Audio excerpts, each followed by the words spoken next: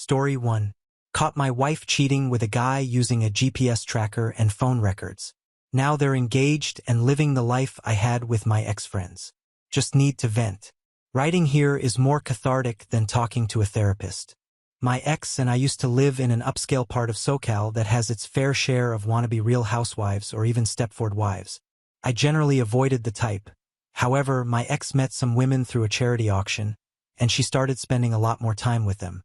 I couldn't stand them due to their greed and vanity, but I tried to play the role of the beautiful husband and to make her happy. I started integrating myself into the group of husbands married to these trollops. I found 2 or 3 of them were guys with whom I had something in common, and we would have fun telling stories about our younger days over a cocktail or a barbecue. We ended up going on a number of trips to Europe, Hawaii, and Mexico with some of these couples before company. Sometimes we would stay local and rent out a block of rooms at a beach hotel for an easy station. Once some of the restrictions were lifted during CO, we immediately booked a block of rooms at this hotel and celebrated our freedom. We had such a great time that we promised each other that we would go back annually and revisit that memory, which we did twice more. 2 years ago, my ex had a midlife crisis and decided to buy a classic car that she'd always wanted growing up. It barely ran, but she joined a car club where the car owners would meet on Saturday mornings for coffee. Then they would drive their cars in a parade to a different location. Since I'm not a car guy and didn't want to spend my weekends talking to mechanics figuring out how to keep an old car running, I told her that it was a hobby that we weren't going to share.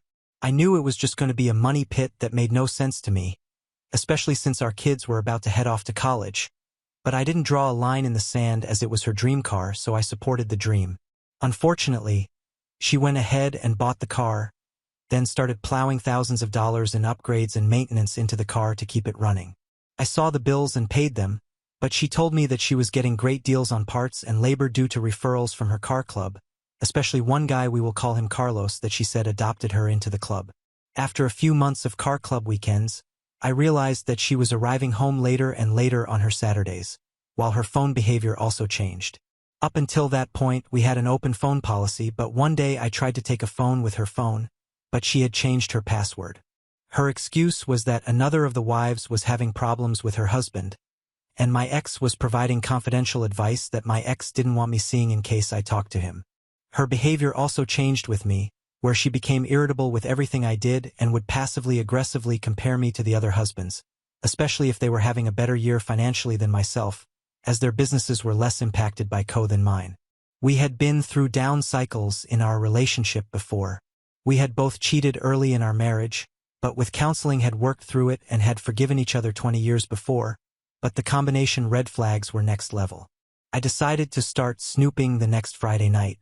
I planted a GPS tracker on her car. The next morning after she left for car club, I logged into our family plan and started looking at her phone and text activity. Lo and behold, there was a new phone number that was spiking activity. I paid for a name lookup service and found Carlos's full name and home address.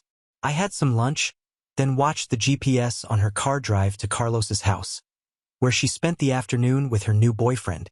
I debated about confronting her when she got home, but instead, I played sick and moved into a different bedroom, noting I didn't want to infect her with my virus. She shrugged and didn't say a word, which said volumes. I started separating money and went full gray rocker for the last few months, opting to wait for our last child to leave the nest for college. She did come into my room a few times for sex. For some reason I decided that I was only going to have anal with her thereafter, probably because anal wasn't her favorite, but she would usually orgasm more intensely from the experience, so she never complained. Aftercare was always awkward as she would usually just get up and head back to her room, probably enjoying the thrill of having come in various orifices from her husband and her boyfriend. Once our last child was settled into his dorm at college and we got back home, I sat her down and told her I knew she had a boyfriend and that I would be filing for divorce. She was in shock and denied it, but I just gave her Carlos's address and the GPS log of time spent at that location, and her face went pale. She stammered and explained that she would park at his house and then they would walk to a coffee shop a mile away for exercise. I told her to stop making excuses and to just own up to it, but instead she decided to blame me. She turned the tables on me and started telling me that if she did cheat, then she had a good reason to cheat because I wasn't as good as a provider as the other husbands in the group, and that if we divorced, all of the women in the group would force their husbands to ghost me, leaving me friendless.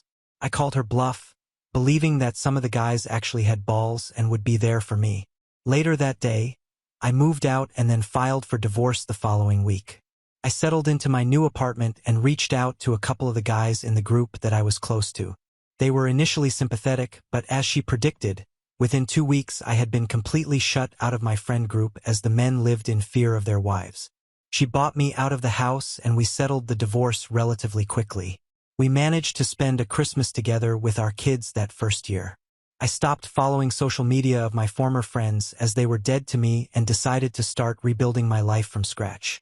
I started an exercise and diet routine that transformed me back into my college body, while I reconnected with old friends and started making new ones. I have dated a few nice ladies and have had some memorable one-night stands, but haven't yet met anyone that I'm going to settle down with anytime soon. We split the kids over the holidays this year, and it went smoothly. My eldest son came home from college over Easter break to visit his girlfriend. He spent Easter with my ex. It isn't a big holiday for me, and the next day he told me that my ex had introduced her new boyfriend to him, and amazingly enough, it was Carlos. I assume she had been sneaking around with him due to her wanting to maintain appearances of not being a cheating whore, but I guess she decided that a year was enough to make it official. I wasn't surprised by it, but curiosity got the best of me last night because I realized that our annual station at the beach was this past week. I logged on to social media last night and found a picture wall from one of the women that hadn't blocked me. Sure enough, the entire group of couples was at the hotel, and my ex and Carlos were featured in the middle with her showing off her new engagement ring in the photos. I have done a lot of work over the last 2 years in processing the end of my relationship, but I have to admit seeing him living my life with my ex and my friends was a punch in the gut. Not a knockout blow, mind you, but it was enough of a trigger to let me know that I still have a little work left to be done before I've healed completely. Update: ex-wife cheated 2 years ago, still denies his existence. So, I've posted my story about how my ex-wife met a guy through a car club while we were married. She proceeded to have a full affair with him. I figured it out using phone records and GPS in her car and realized she was hiding his existence entirely from me. I waited a few months until the day after we dropped our last child at college, then confronted her. She denied and I moved out and got divorced. He's younger, so I know she's since been losing weight via OIC and posting about her wellness journey. Since I moved out, have largely been no contact except for divorce and discussions regarding our children.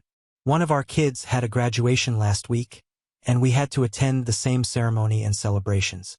I vowed to be kind and gray rock her while outwardly posing to be the happy former couple who get along. For some reason, we ended up sitting next to each other during the walkthrough ceremony and had an hour to kill before the activity started. She started asking personal questions about my life, which I largely evaded. It's important to note that over Easter break, she introduced her affair partner to our children. They told me about him and asked if I knew about him, which I answered yes without providing more information to them. Since we had time to kill, I asked if my ex was happy with her boyfriend. She immediately went into a long denial about their relationship and said he was just a friend.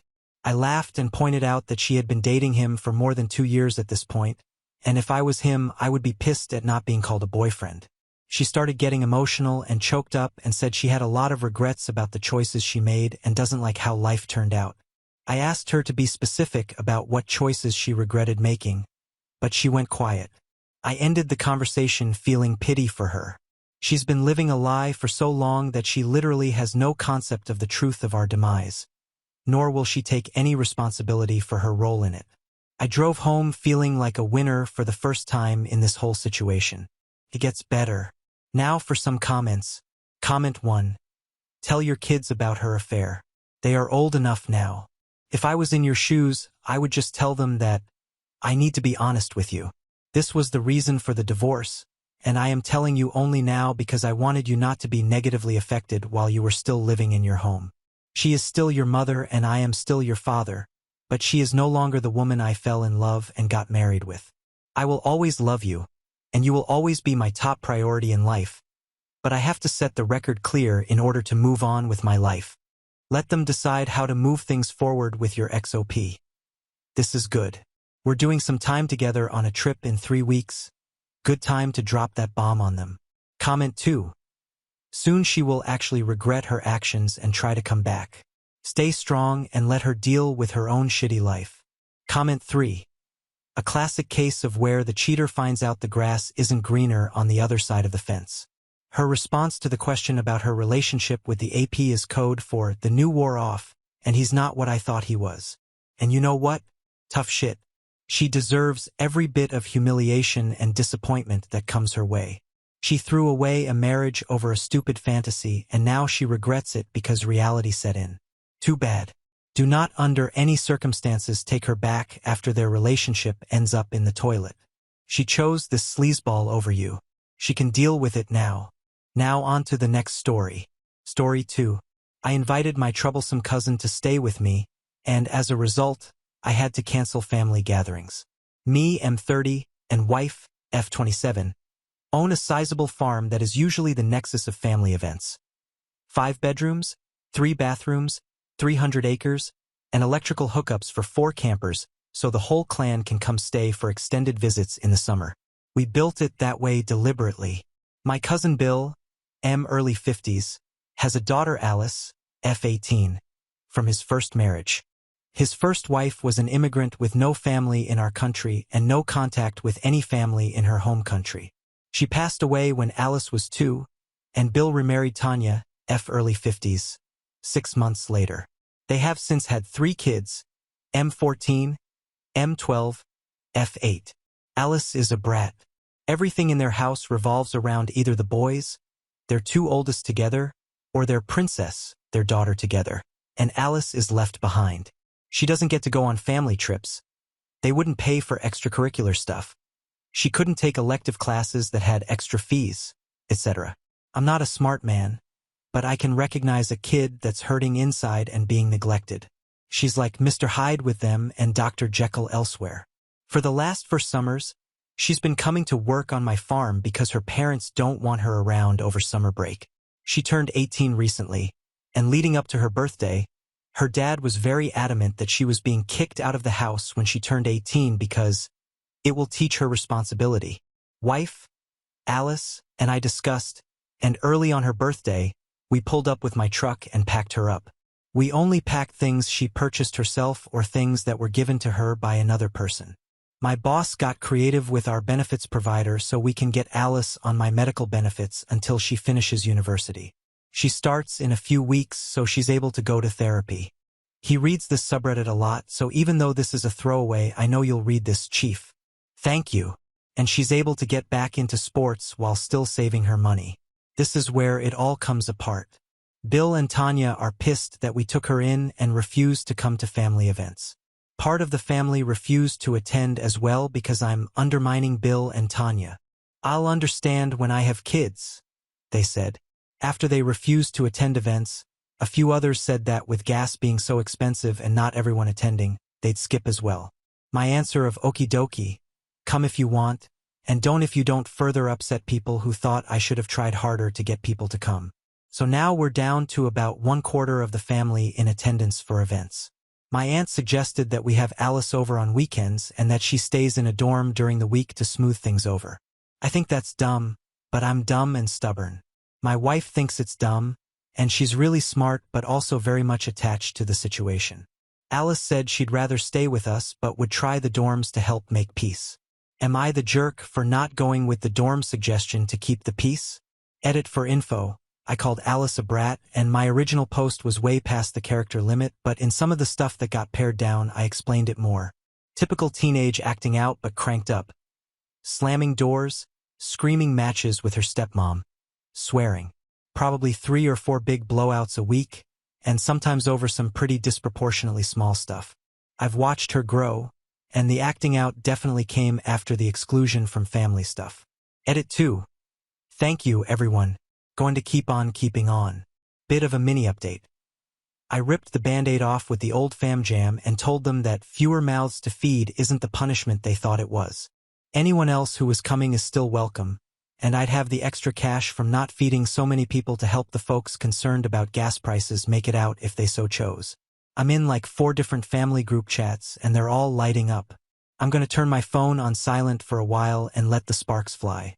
I'll check in on the post in a while, and if anything noteworthy comes up and it's interesting, I'll give you all an update in the future. Edit 3. Alrighty, here's the update on the situation and a little background info for some consistent topics in the comments. So, my family likes to gossip and they're damn efficient at it. If your truck breaks down with only you in it 5 miles from home, word has reached every aunt and cousin before you're in your door. When I put the word out, it traveled fast. This morning I've been called all the names in the book and some new ones, so there may be a revised and updated edition of said book coming out. I've been told I'm a good guy, a bad guy, I'm stupid, I'm smart, I'm short-sighted, I'm thinking ahead. It's been neat. Long story short, I've got about a dozen relatives telling me thanks, and they'll buy me a pint next time they're out and about triple that who never want to speak to me again. So, those are both significant victories. Now, nobody here really cares about me. We're all about Team Alice here. She's a Redditor apparently and came across the post independently of me showing her. There were tears born of stress and relief, I think, and she's going to be staying here with us until she's ready to start the next chapter of her life, whatever and whenever that might be. She's got classes picked. Her college picks first-year classes for you for the most part, so it was a couple electives, and is looking into the women's rec league for a hockey team when the season starts, so she's all set on that front. Regarding feeding everyone and paying for gas, without going into details, I was very fortunate as a young man to be working very, very hard at a job I was woefully underqualified for while a very wealthy person was on site. Basically, right place, right time, and the chief took me in and mentored me. We have made a lot of money on a business venture together in addition to me working for him, and since then, I haven't exactly had EFFU money, but enough that I was able to buy the property I live on outright and build my home here with my wife, who also makes good money.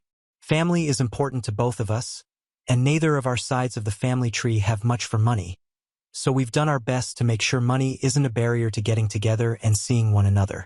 Now the big news. Tanya drove down to my house this morning. Bill and I had some very loud, very angry words when he drove down last night after I chose the nuclear option in the family group chat. So she actually waved a white flag from her car when she pulled up. I shooed the dogs and alpaca away and went out to talk to her, brought her out a muffin, and we had a bit of a chat. Allegedly, Bill was threatening to kick Alice out to scare her straight, and that they weren't actually going to kick her out and they were caught off guard when we showed up on the morning of her birthday. I told her that she was missing the point and that I'm not sure I could use small enough words or short enough sentences to explain it to her if she thought that was the only problem. She cried. She peeled out of my driveway at Mach 7, and it's been radio silent since, which I'm currently enjoying. Thanks, everyone, for the support. I'm not really a Reddit guy, so I don't imagine I'll be back. But for my brief stay here, you definitely don't live up to the negative reputation the rest of the internet has given your site. You're a good bunch. Keep your sticks on the ice. More info. In our conversations about the dorm, I told her that it was 100% her decision, but that I really didn't care about cousins I only see when I'm feeding them show up, and that I wanted her to make the call that made her happy. Consensus between her and my wife seems to be that maybe in a few years the dorm would be a good step between living at home and getting her own place, but staying with us for now is what she wants. At this point, it's pure speculation, but I've always sort of picked up that Bill is of the opinion that Tanya and their kids together are his family, and she's this sort of Harry Potter-esque relation he's stuck with. At first, I thought it was a race thing. Her mom was from Guatemala, and she has dark skin and pin-straight dark hair rather than being pale, curly-haired like the rest of us. But as she aged, if you compare photos of her mom to her at the same ages, they could have been twins. I think it's a lot of jealousy from Tanya, and Bill is just a dirtbag, so I have no idea how his brain works. What I meant is that Alice acts out pretty severely and is like a completely different kid with her folks than anywhere else. If you ask her teachers, coaches, other relatives who have her over, will all tell you she's a great kid, smart, and compassionate. You see her at home with her parents, and it's a different story. I 100% recognize that she's acting out so badly because the only time she gets any attention at home is when she's being punished, but I cut the part explaining that out because I'm not such good with the wordsmithing sometimes. Alice doesn't cause harm from anything I've ever seen or been told. She stomps off and slams her bedroom door, gets into shouting matches with her stepmom, and swears a lot. Her dad and I have locked horns over this a few times. I was still a young gun myself when her mom passed, so I haven't always been in a position to do anything more than lock horns. but I've at least been here. Not to excuse the extended family, but I think a fair few of them would be more sympathetic if they lived closer and didn't just get a spin on it over Facebook and saw what the branch of the family tree that lives here sees. They're not a big league of evil aunts and uncles. They're just kind of ignorant and have been fed a very creative interpretation of the truth by Bill and Tanya for over a decade with no evidence of there being more to it. Plus, my dislike for Bill and Tanya is quite well known in our family, which also colors their perception of the situation a bit, I'd wager. That does sound ominous when it's put like that, but as far as I know, there's nothing untoward there. Alice's mom was hit by a random drunk driver, and Bill's just a schmuck. Without putting the family dirty laundry out there, my understanding is that their marriage was born out of convenience and not necessarily love. That's its own story that doesn't really belong on Reddit. Update.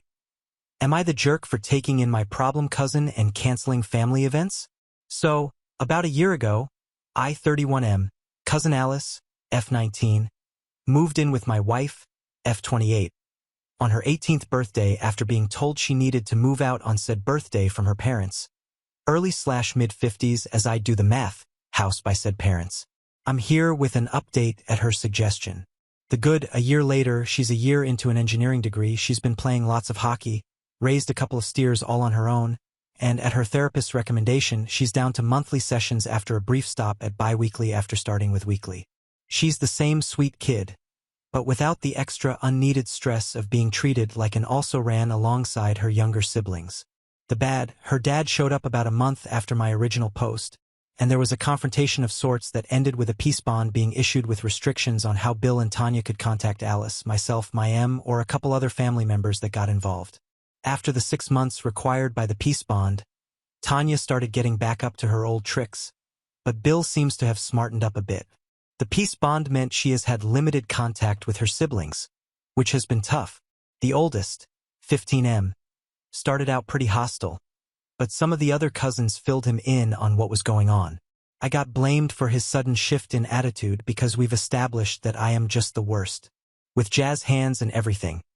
The silly, gossipy family mellowed out when they realized that the literal gravy train wasn't going to stop at the station for them.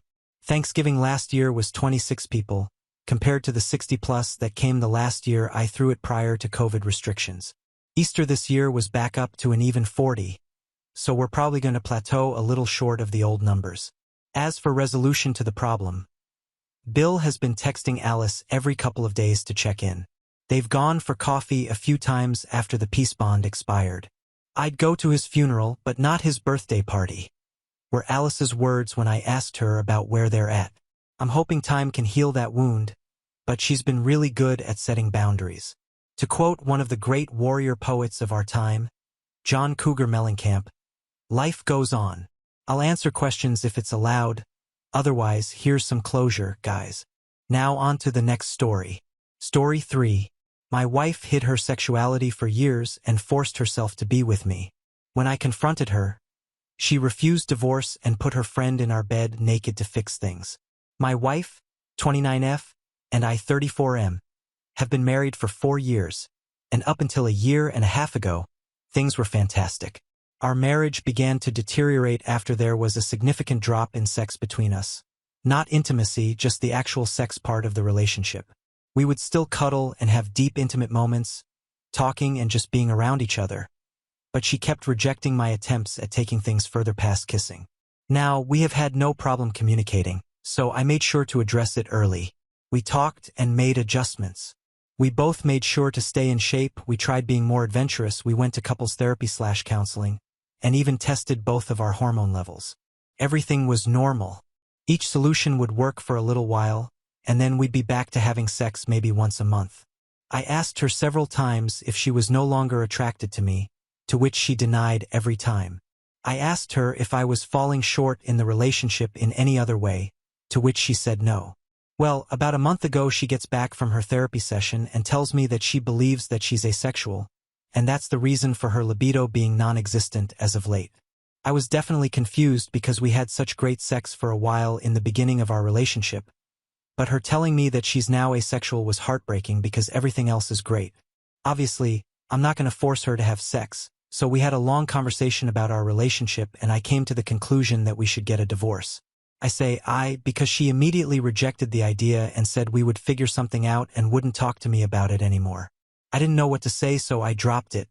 Well, 3 weeks go by without sex and I decided that I have to do this for my own mental well-being.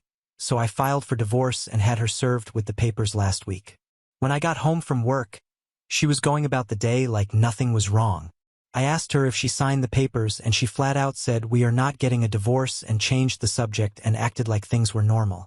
Obviously, I thought this was crazy, so I stopped her and said I couldn't be in a marriage devoid of sex, and I mentioned that I was being incredibly fair with our divorce.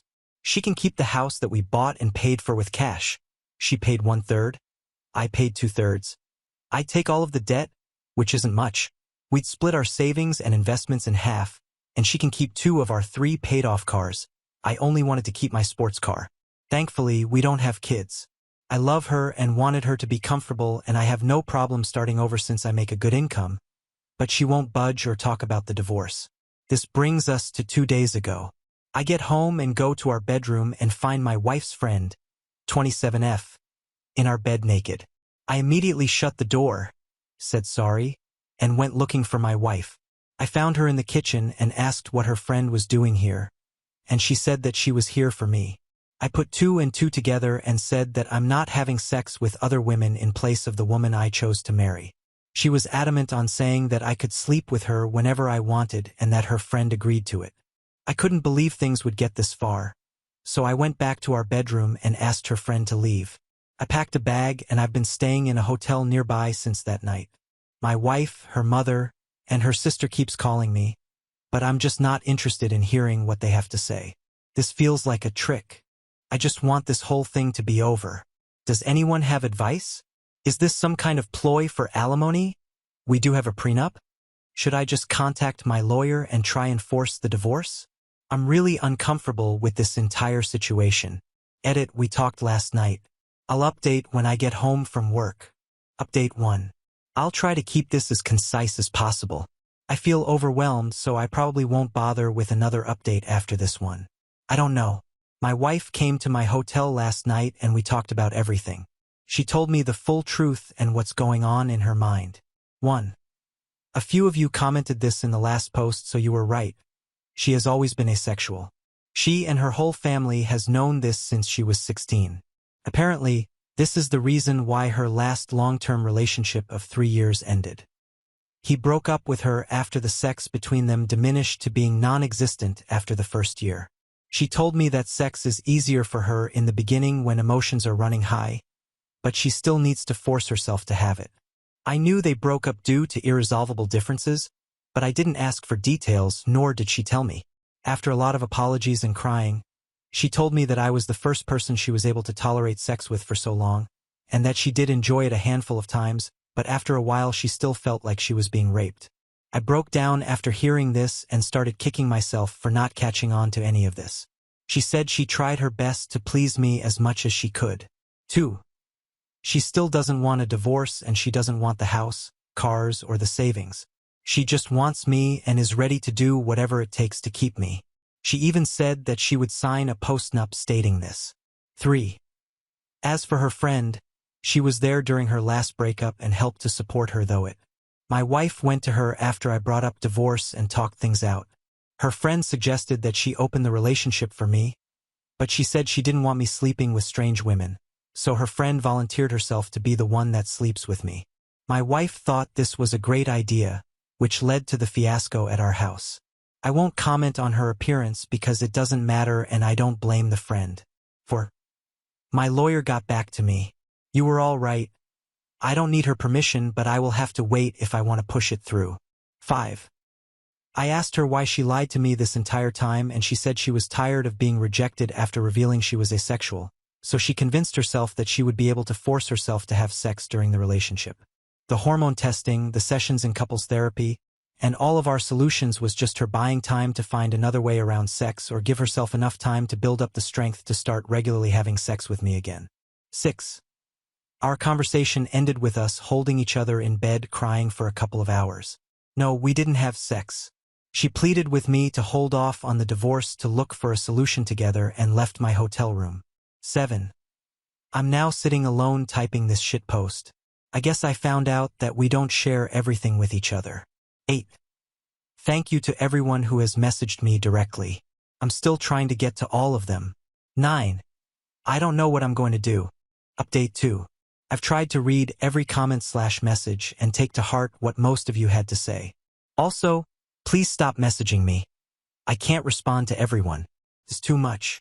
I'll make this as short as possible. After my last update, my wife asked me to meet with her about a week later to discuss things with her. I've been staying at an extended stay since that night with her friend. We met at our house and talked for a few hours. She started off with a ton of apologies for how she acted, her lying about her sexuality, and not taking my sexual needs more seriously. Before I could say anything, she presented a signed post-nup agreement she had drafted with a lawyer stating that she doesn't want anything. The house, the cars, savings, everything. I felt like the biggest fool for thinking that she was tricking me for more money. I asked her if she was serious and she told me to take the post-nup with me and sign it when I'm ready. I still haven't signed it. It's in my backpack. I told her that I still think divorce is our best course of action and that we both deserve to find someone who matches our needs. She still refused and borderline begged me to reconsider. She started crying and so did I. Seeing her like this was devastating. I told her that her finding other women to sleep with me wasn't going to work. What if I develop feelings for them? What if I get one of them pregnant? Do we expect her to get an abortion? She said, we'll figure it out as we go along. And to please give her more time to work on other solutions. She set up appointments for sex and hormone therapy and is seeing a sex guru. I said that it sounds like we're going through the same things again, but she was adamant and pleaded with me to wait. There were more apologies on both sides and we kissed for a while before ending the conversation. Then I went back to my hotel that night. A few days later I tried texting her, but she didn't respond, so I called her dad. I'm avoiding her mother and sister since they are saying the same things as my wife. Her dad told me that she moved back home and has been holed up in her room since our talk. She called out of work. He told me that she's barely eating, bathing, or talking to him or her mom. He asked me what I was going to do, but I didn't have an answer for him. He just said he understands and said he would be here to talk anytime I wanted to. So I went back to our house and a good portion of her stuff was gone. The whole place feels empty. I've been sleeping in one of the spare rooms. I'm planning on flying to my mother's house in a couple weeks to spend time with my family to decompress from this entire situation. I'm still on the divorce side of the fence, but I guess there's no rush. Thank you to everyone for your insight and concern. Seriously. I know we're all strangers, but most of you have been a huge help to my mental health. Seriously. Thank you. Also, my cousin uses Reddit and reached out after he found my last post and asked me to shout him out if I made an update. Love you, Virgil. Thank you for being there for me. I think I'll just make a quick edit to this post once we reach a resolution for anyone that cares. Update 3, January 27th, 2025. Hey everyone. In hindsight, I regret making these posts because I think I received too many pieces of advice. I keep thinking I should have just handled it internally with just family. I don't regret my decisions. I just wish I gave myself more time to think. Anyway, here's the update. I'll keep it short. The divorce was finalized months ago. Our house was sold along with one of the cars and my ex-wife is still living with her parents. I had a little more than 2/3 RDS of the proceeds wired to her account, but the last time I talked to her dad she hasn't touched a dime. I was informed that she checked into a mental health clinic, but I don't know how long she was there or what her current state is.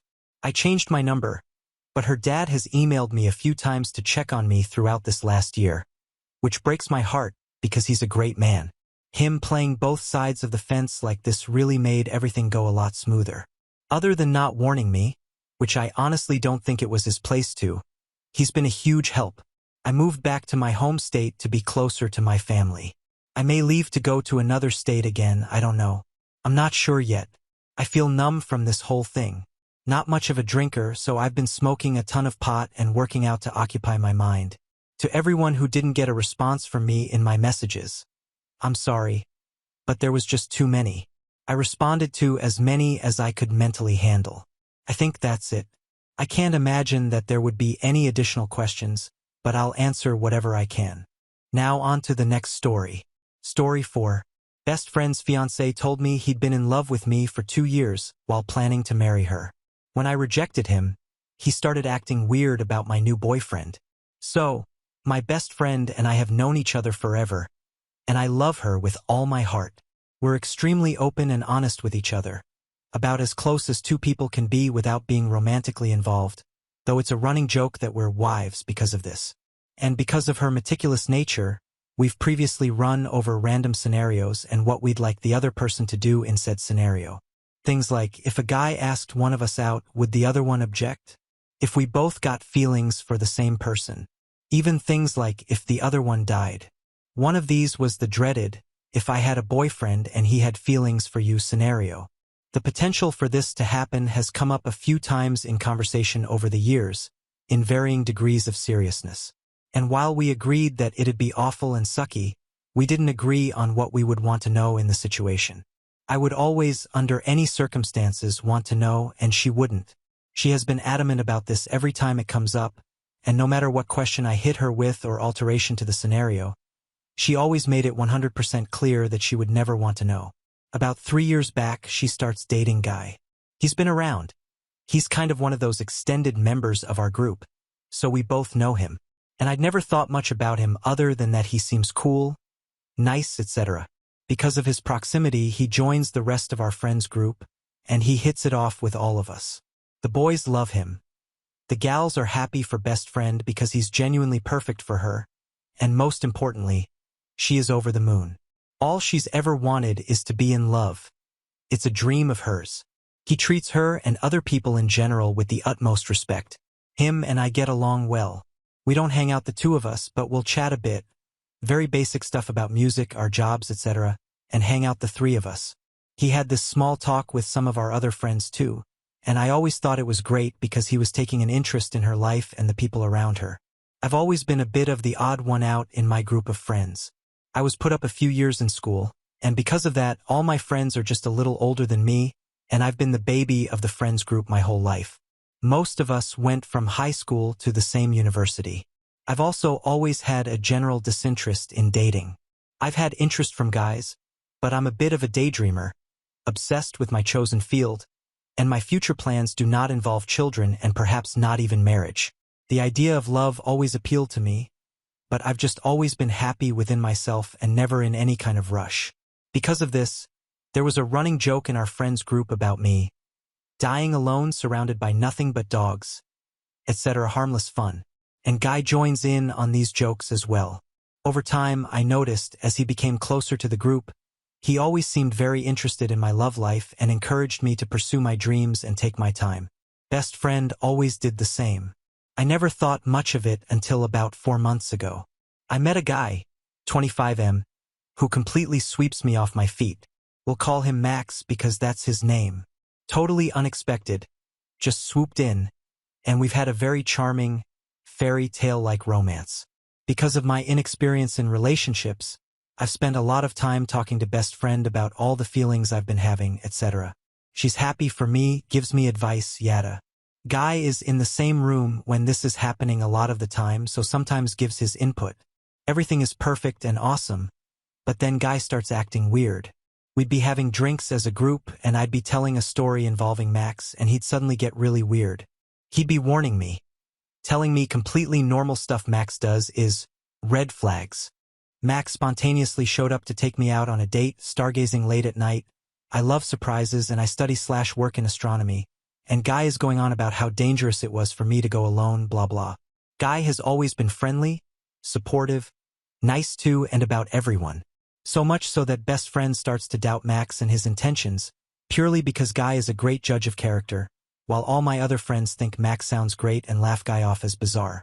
During this time, Guy reveals to me he's going to ask best friend to marry him. Hooray, totally awesome, have to keep it a secret for now, but I'm really pumped for them.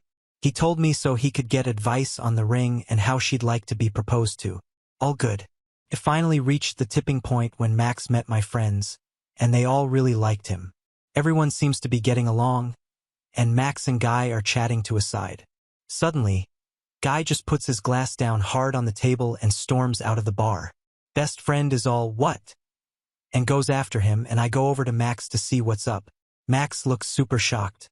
He tells me Guy was doing a bit of the big brother routine, which he did get from a few of the guys in the group. Max said from most of the others it was playful banter type stuff, but Guy was a lot more serious. The point where he got up and stormed out was because Max had been talking about how serious he was about me, that no one had to worry, he would never dream of hurting me, etc. Later on, Max suggested maybe Guy was jealous or something, but I was pretty disbelieving of that. I cannot stress enough that Guy has never done or said anything that ever seemed like he had feelings for me. He's treated me the same as anyone else in our friends group. The only difference being he's gotten to know me more because I spend a lot of time at best friend and his place. Deciding I had enough, I messaged Guy first. I asked him if he was okay. Then I went on to say that I hoped everything was cool between us. All the following conversation reads, him, "It's not cool. I don't trust that guy." Me, "Do you mind if I ask why not in specifics? No one else got bad vibes and even invited him to the beach tomorrow." Him, "He looks at you funny. I can't explain it properly. You've known me a while. You know I have your best interests at heart. Trust me on this." Me, "I understand that you can't help it if you get bad vibes, but no one else does. I'm sorry, but I'd need more than trust me to go on. Regardless, while I appreciate your concern, I'm capable of making my own mistakes, and I do not think this is one. It'd really mean a lot to me if you could try and get along with him to make it easier to fit in. I plan on keeping him around for a while, and best friend wants to do double dates and stuff, so you're gonna run into him eventually." Him, 1, double dates sounds lame. 2, even if it didn't, I don't want him to come. Me, 1, take that up with your lady. 2, do you really not like him that much? Him, okay, he seems alright, but kinda weird. How can a theater kid be so alpha? It's more that I'm jealous. Me, I resent the notion that theater guys can't be manly, but also, the group is really tight, but everyone really likes you. You've been one of us for years now. Max got a lot of attention tonight, BC, he's the new guy. I'm sorry if you felt excluded, but I promise it's really not like that. He didn't reply for a while and then sent this. Him, not of that. I've been thinking very carefully about how to phrase this message. I don't want you to think I don't love best friend, because I do very much. But I am also in love with you, and have been for about 2 years. When I realized, I thought about breaking up with best friend, but you were always so in your own world. I thought I'd never have a shot anyway, especially if I was your BFF's ex. I pushed it down, lived with it. It was hard, it sucked. I got over it. Kind of. I thought that if I couldn't be with you, then at least I could have happiness with best friend and be near you. Then you met Max. And watching you start to fall in love with him is the hardest thing I've ever had to do in my life. I know this is cliché and dramatic. I know and I should just not say any of it, but I literally feel sick when you talk about him. I cannot tell you how much I wanted to hit the guy last night, and then how bad I felt about it when I realized he was actually a decent guy. I think the only thing worse than you being with another guy is you being with another guy I actually like. Sorry for offloading on to you. I know it's unfair to do this now. I do love best friend, you know I do. I want to marry her.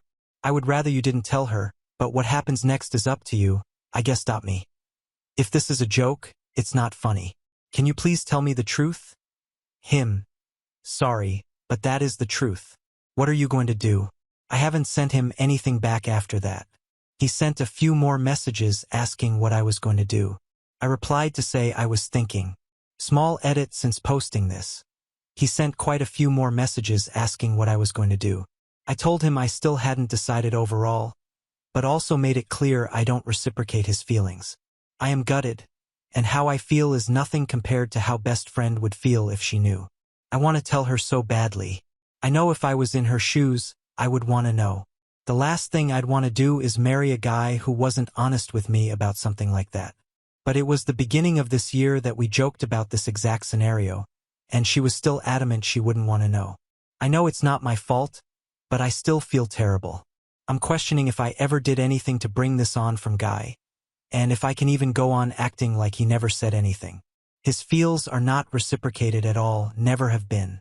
Max was with me when I got the message and has been very supportive, if a little miffed towards Guy for obvious reasons. Send help. TLDR best friend meets guy 3 years ago.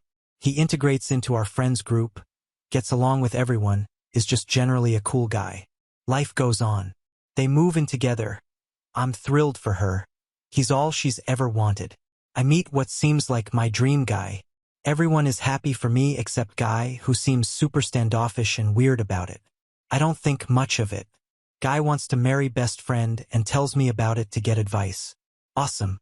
Eventually, it snowballs after Max and Guy meet for the first time, to Guy telling me over messages that he's in love with me, but still wants to marry best friend and just be in love with me, from the shadows. His feelings for me are not reciprocated in the slightest. I need to talk about this. Reddit. Should I tell her? Should I just keep it to myself? I'm furious with Guy. I feel terrible. I feel awful for best friend. I don't know if I can look her in the eye as she marries this person. I don't know if I can let her marry someone without her knowing all the facts. I'm overwhelmed. Please just give me some advice. Update. Sorry, this will probably get long. It does. So, there were lots of conflicting opinions on what to do, and a lot of you had really good reasons behind those. However, there were consensus which seemed to be that 1. This sucks and there's no ideal solution, and 2. Everyone seemed on board with the letter idea, which was suggested by a few people. The gist of it was that I should write a letter and put the screen caps, etc. I took into it, and then offer the information to her again. That way, she would have some more agency to choose whether or not she wanted to know. I have to say, letting her know there was something to know kind of felt like I was forcing her to choose to open it, but well, here's what happened. I made the envelope and went to her place while Guy was working, just to hang out. Pretty usual stuff. Reddit. I'm not a terrible actress, but this woman knows me so well. She opened the door to let me in and immediately asked what was wrong. And to my everlasting shame, I immediately burst into tears. Super pathetic of me and not ideal, After I'd composed myself, I started saying what I'd been practicing in my head. Pretty much that there was something we talked about a lot in our scenarios that had happened, and she had always said she wouldn't want to know, but I wanted to give her the option. I gave her the letter. Then, without even opening it, she also started to cry, which made me start up again, which was kind of okay because the ridiculousness of us both just standing in her living room sobbing all over each other made us laugh a little bit. A lot of people had guessed she had noticed or had some kind of idea of Guy's feelings, and they were absolutely right, but it's weirder than even that. I genuinely can't believe I'm explaining this. It's just weird. I don't know. Best friend had thought Guy had a harmless little crush on me, the kind people in relationships just get sometimes. But when he didn't talk to her about it, she started to feel uncomfortable and she did something she shouldn't have, but you know how it goes. She snooped. She snooped on his laptop months ago and found a file with my initials on it, buried amongst a bunch of other stuff. She went and got his laptop and gave it to me to read while she read my letter. Inside it were stories he had written, like fanfiction, about the three of us living like a kind of poly-relationship lifestyle where we were as wives. Some of it was sexual stuff, which, I think I could understand it better if it had just been sexual fantasies, but there were also really long documents about our lives together, and it goes deep too. There was a whole plot line about him trying to convince me to have kids. Love them, but I'm child-free and everyone around me knows it. There were loads of stories, all different lengths. I didn't read all of it, just kind of like skim-read them with my mouth hanging open. It's so hard to explain. It was really bizarre to read about myself like that. There were newer documents best friend hadn't read too. Best friend goes on to tell me that she hadn't minded because she was in all the stories as well, so she's reassured in his love for her. But obviously, me being part of their life in that way isn't her ideal, and she was disturbed by the way he'd spoken to me in the messages from the other day and the ones he sent since. I asked her loads of questions, including if she felt safe, and she said she does. I asked her what she wanted to do, and she said she wanted to leave him. She also apologized for not telling me, and while it doesn't sit well with me that she didn't, because of what happened after this, I've basically forgiven her / put any talk of that on hold. She doesn't need that now, and I've been so relieved she wasn't mad at me for bursting her bubble and concerned for her that it seems very secondary. Of all the things I expected to happen during my visit, it was none of that. So then the conversation switched to me being worried about her safety because while he doesn't seem dangerous, this is very obsessive, and he's clearly been upset by his fantasy becoming further from reality with Max in the picture and now this. I'm a little anxious about Max's safety too. I can't tell if I'm being reasonable or paranoid. She assured me tenfold that she feels completely safe. He's never done anything other than this that's red flags. But that she still wants to leave, and she's very cautious by nature, so she's taking some precautions. She got up and went to pack her bags and started giving me typical her businesslike instructions on the things she wanted me to grab from around the house. She filled up her suitcases and I filled up a box of her personal stuff. Then she wrote a note for Guy, explaining that she didn't think they should be together anymore and she would talk with him about it over messages or in person a few days from now. In a public place, she assured me. So this is when I did something I maybe shouldn't have. I don't know. I carry a pen drive on my keychain. I told her that I wanted to take copies of the stories because if anything happens, even if she doesn't think it will, it's important that there's something we can use to prove his obsessive behavior. She said fine. So I now have a pen drive full of fanfiction and playlists about myself, my best friend, and her ex. I'm not going to lie and say I'm not tempted to read them, sheer morbid curiosity. But I've resisted so far. We went my place first while we thought of what to do next, and her emotions were understandably all over the place. After I got a call from Max and filled him in, he said to come stay with him since Guy doesn't know where he lives. Best friend preferred to stay at a nearby hotel, which we used my card to pay for, and after I hovered over her anxiously as she settled in, she eventually said she wanted to be alone, which isn't unusual for her when she's upset. I've been to visit her and she's been sending me messages the whole time, so I'm feeling pretty confident about where her head's at. Sad but coping well considering, but still just general worriedness. I'm staying with Max until things settle down. I've gotten and am still getting messages from Guy. They began since about 5 p.m. that night, and it's been 2 nights since then. They're very, I just want to talk messages. Not aggressive or anything like that. I was going to block him on everything, but best friend asked me not to because she's worried about his mental state. I'm staying at Max's just in case Guy is trying to talk to me and to her. But the only responses he's gotten are to read the note she left him again. Lastly, thank you so much to the people who commented, especially the ones who wrote a lot and gave me such good advice and just sent general good feelings my way or PM'd me. You guys were amazing. I'm super grateful for all the comments. Now on to the next story. Story 5. Asked my sister to not bring food to Thanksgiving because she's a terrible cook. She got mad and announced she was now the head chef and kicked me out of the family group chat. Every year our family does a big Thanksgiving dinner, and we all typically bring a dish or two. My sister, who's a lovely person in every other way, insists on cooking something homemade every time. The issue? She's not a great cook. And I don't mean just not great. I mean she has somehow managed to turn classic dishes into borderline inedible creations. For context, last Thanksgiving she showed up with her special recipe, stuffing that was over-seasoned with random spices like cinnamon and cardamom. It was dry, and the flavors were confusing and totally off for stuffing. Only one person took a small bite, and the rest went untouched. Another year she brought a green bean casserole that had some kind of strange chewy texture. She later admitted she used coconut milk and almond flour to experiment. No one wanted seconds of that, either. This year, I'm hosting Thanksgiving. Since I'm responsible for putting it all together, I wanted to keep the menu consistent so that people could actually enjoy a cohesive meal. I thought I'd avoid drama by asking her to bring non-food items instead, like wine, soda, or even some flowers.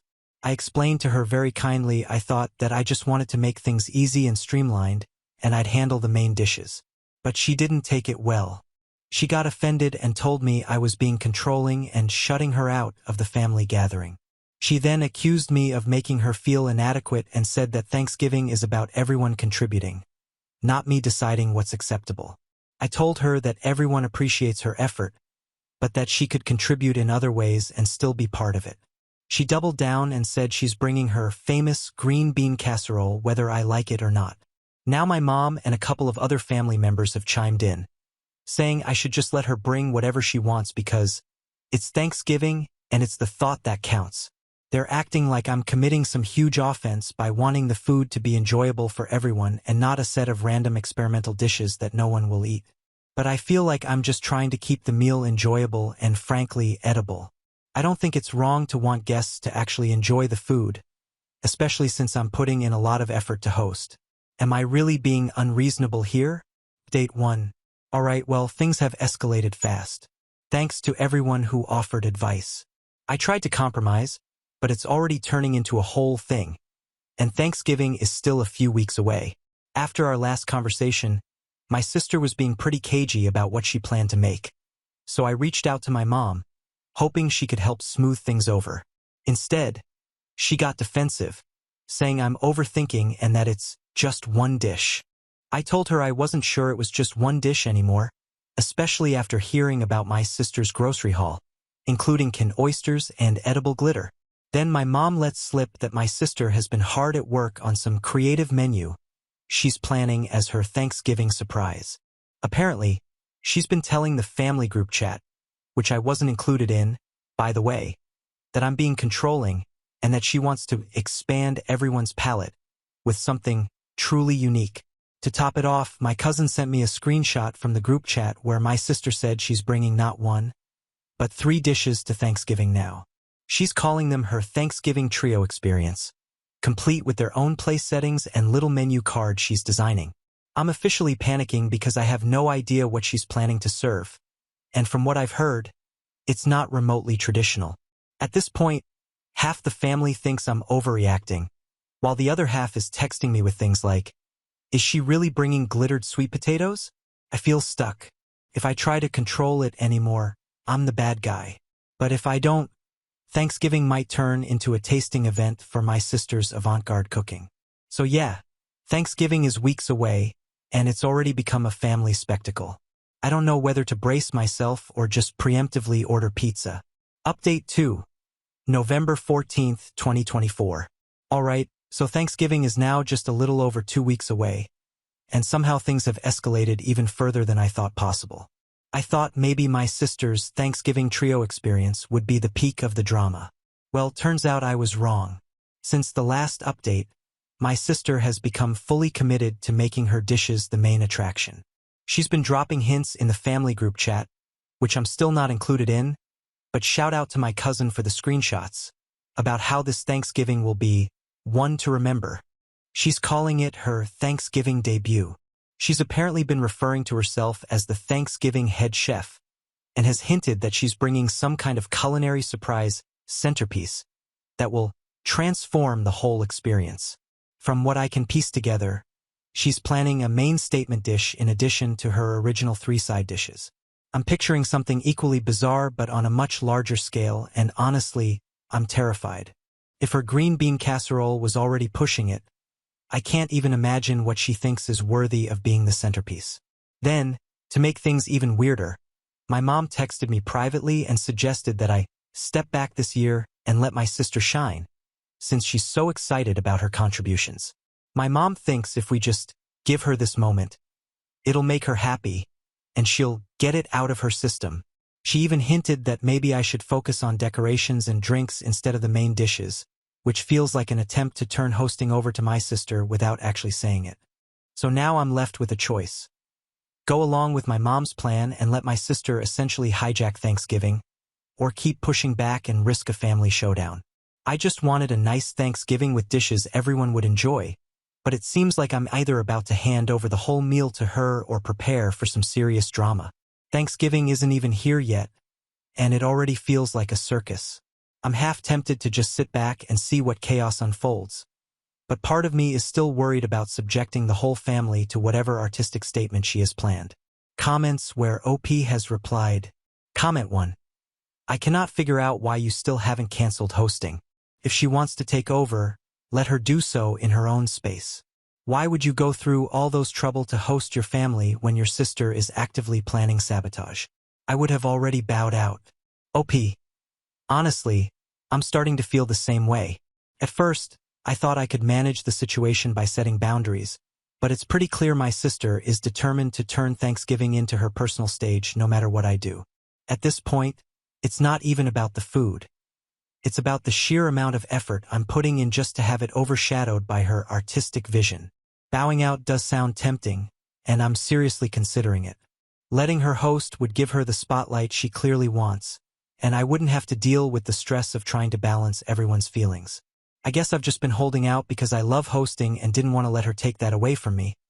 But maybe it's time to throw in the towel and let her take the reins in her own house. You're definitely giving me something to think about, thanks. Comment 2. Just let her do it and don't cook a damn thing. Oh, and eat before anyone shows up. OP. Haha. That would be one way to handle it, right? Just let her have her Thanksgiving head chef moment and show up with a full stomach. No stress and zero cooking on my part. I'm honestly so tempted to go this route. If she wants the spotlight that badly, I might as well let her handle everything and watch the chaos unfold from the sidelines. It might even be kind of satisfying to see her realize how much goes into hosting, especially if her creations don't quite go over as she hopes. Thanks for the idea. This might just be the perfect hands-off Thanksgiving. Update 3, November 27th, 2024. Here we are, the day before Thanksgiving, and things have continued to spiral. I decided to let my sister move forward with her trio experience, since pushing back more would only make things worse. I thought we had a plan. She'd bring her dishes, and I'd make sure there were plenty of other options to keep the peace. This morning, my mom let me know that my sister is now adding a surprise dish to her contributions. She's been very secretive about what it is, which is making everyone nervous after her past attempts. My mom thinks it's sweet that my sister is putting in so much effort, but a few other family members are not as optimistic. My cousin texted me privately asking if I had backup food ready, and my dad casually mentioned bringing extra rolls, just in case. At this point, I've decided to stick with the plan and let her have her moment. I'll still have a few traditional dishes on hand so no one goes hungry. Tomorrow will probably be chaotic, but it should at least make for a memorable holiday. Wish me luck. I'll update after Thanksgiving if anything noteworthy happens. Update 4, November 28th, 2024. Thanksgiving dinner is officially over, and I genuinely don't know where to start. I feel like I just lived through a fever dream of culinary chaos and family drama, and I need a moment to breathe before I can even process everything. My cousin and I are heading out for drinks to dissect all of it because honestly, what just happened deserves its own Netflix special. I'll post photos later when I get home, but for now, let me try to give you the rundown. So, my sister showed up earlier than expected, which I should have seen coming. She came in like a storm, carrying not just her 3 dishes, but also this giant platter wrapped in foil, which she was clearly trying to make a big deal about. She immediately started rearranging the table, moving my dishes to the side so hers could take center stage. She even brought her own table runner and candles, saying something about setting the mood for a creative dining experience. I decided not to fight her on it because, at this point, I just wanted to get through the night without a blow-up. Her trio experience was, well, let's just say it was everything I feared and more.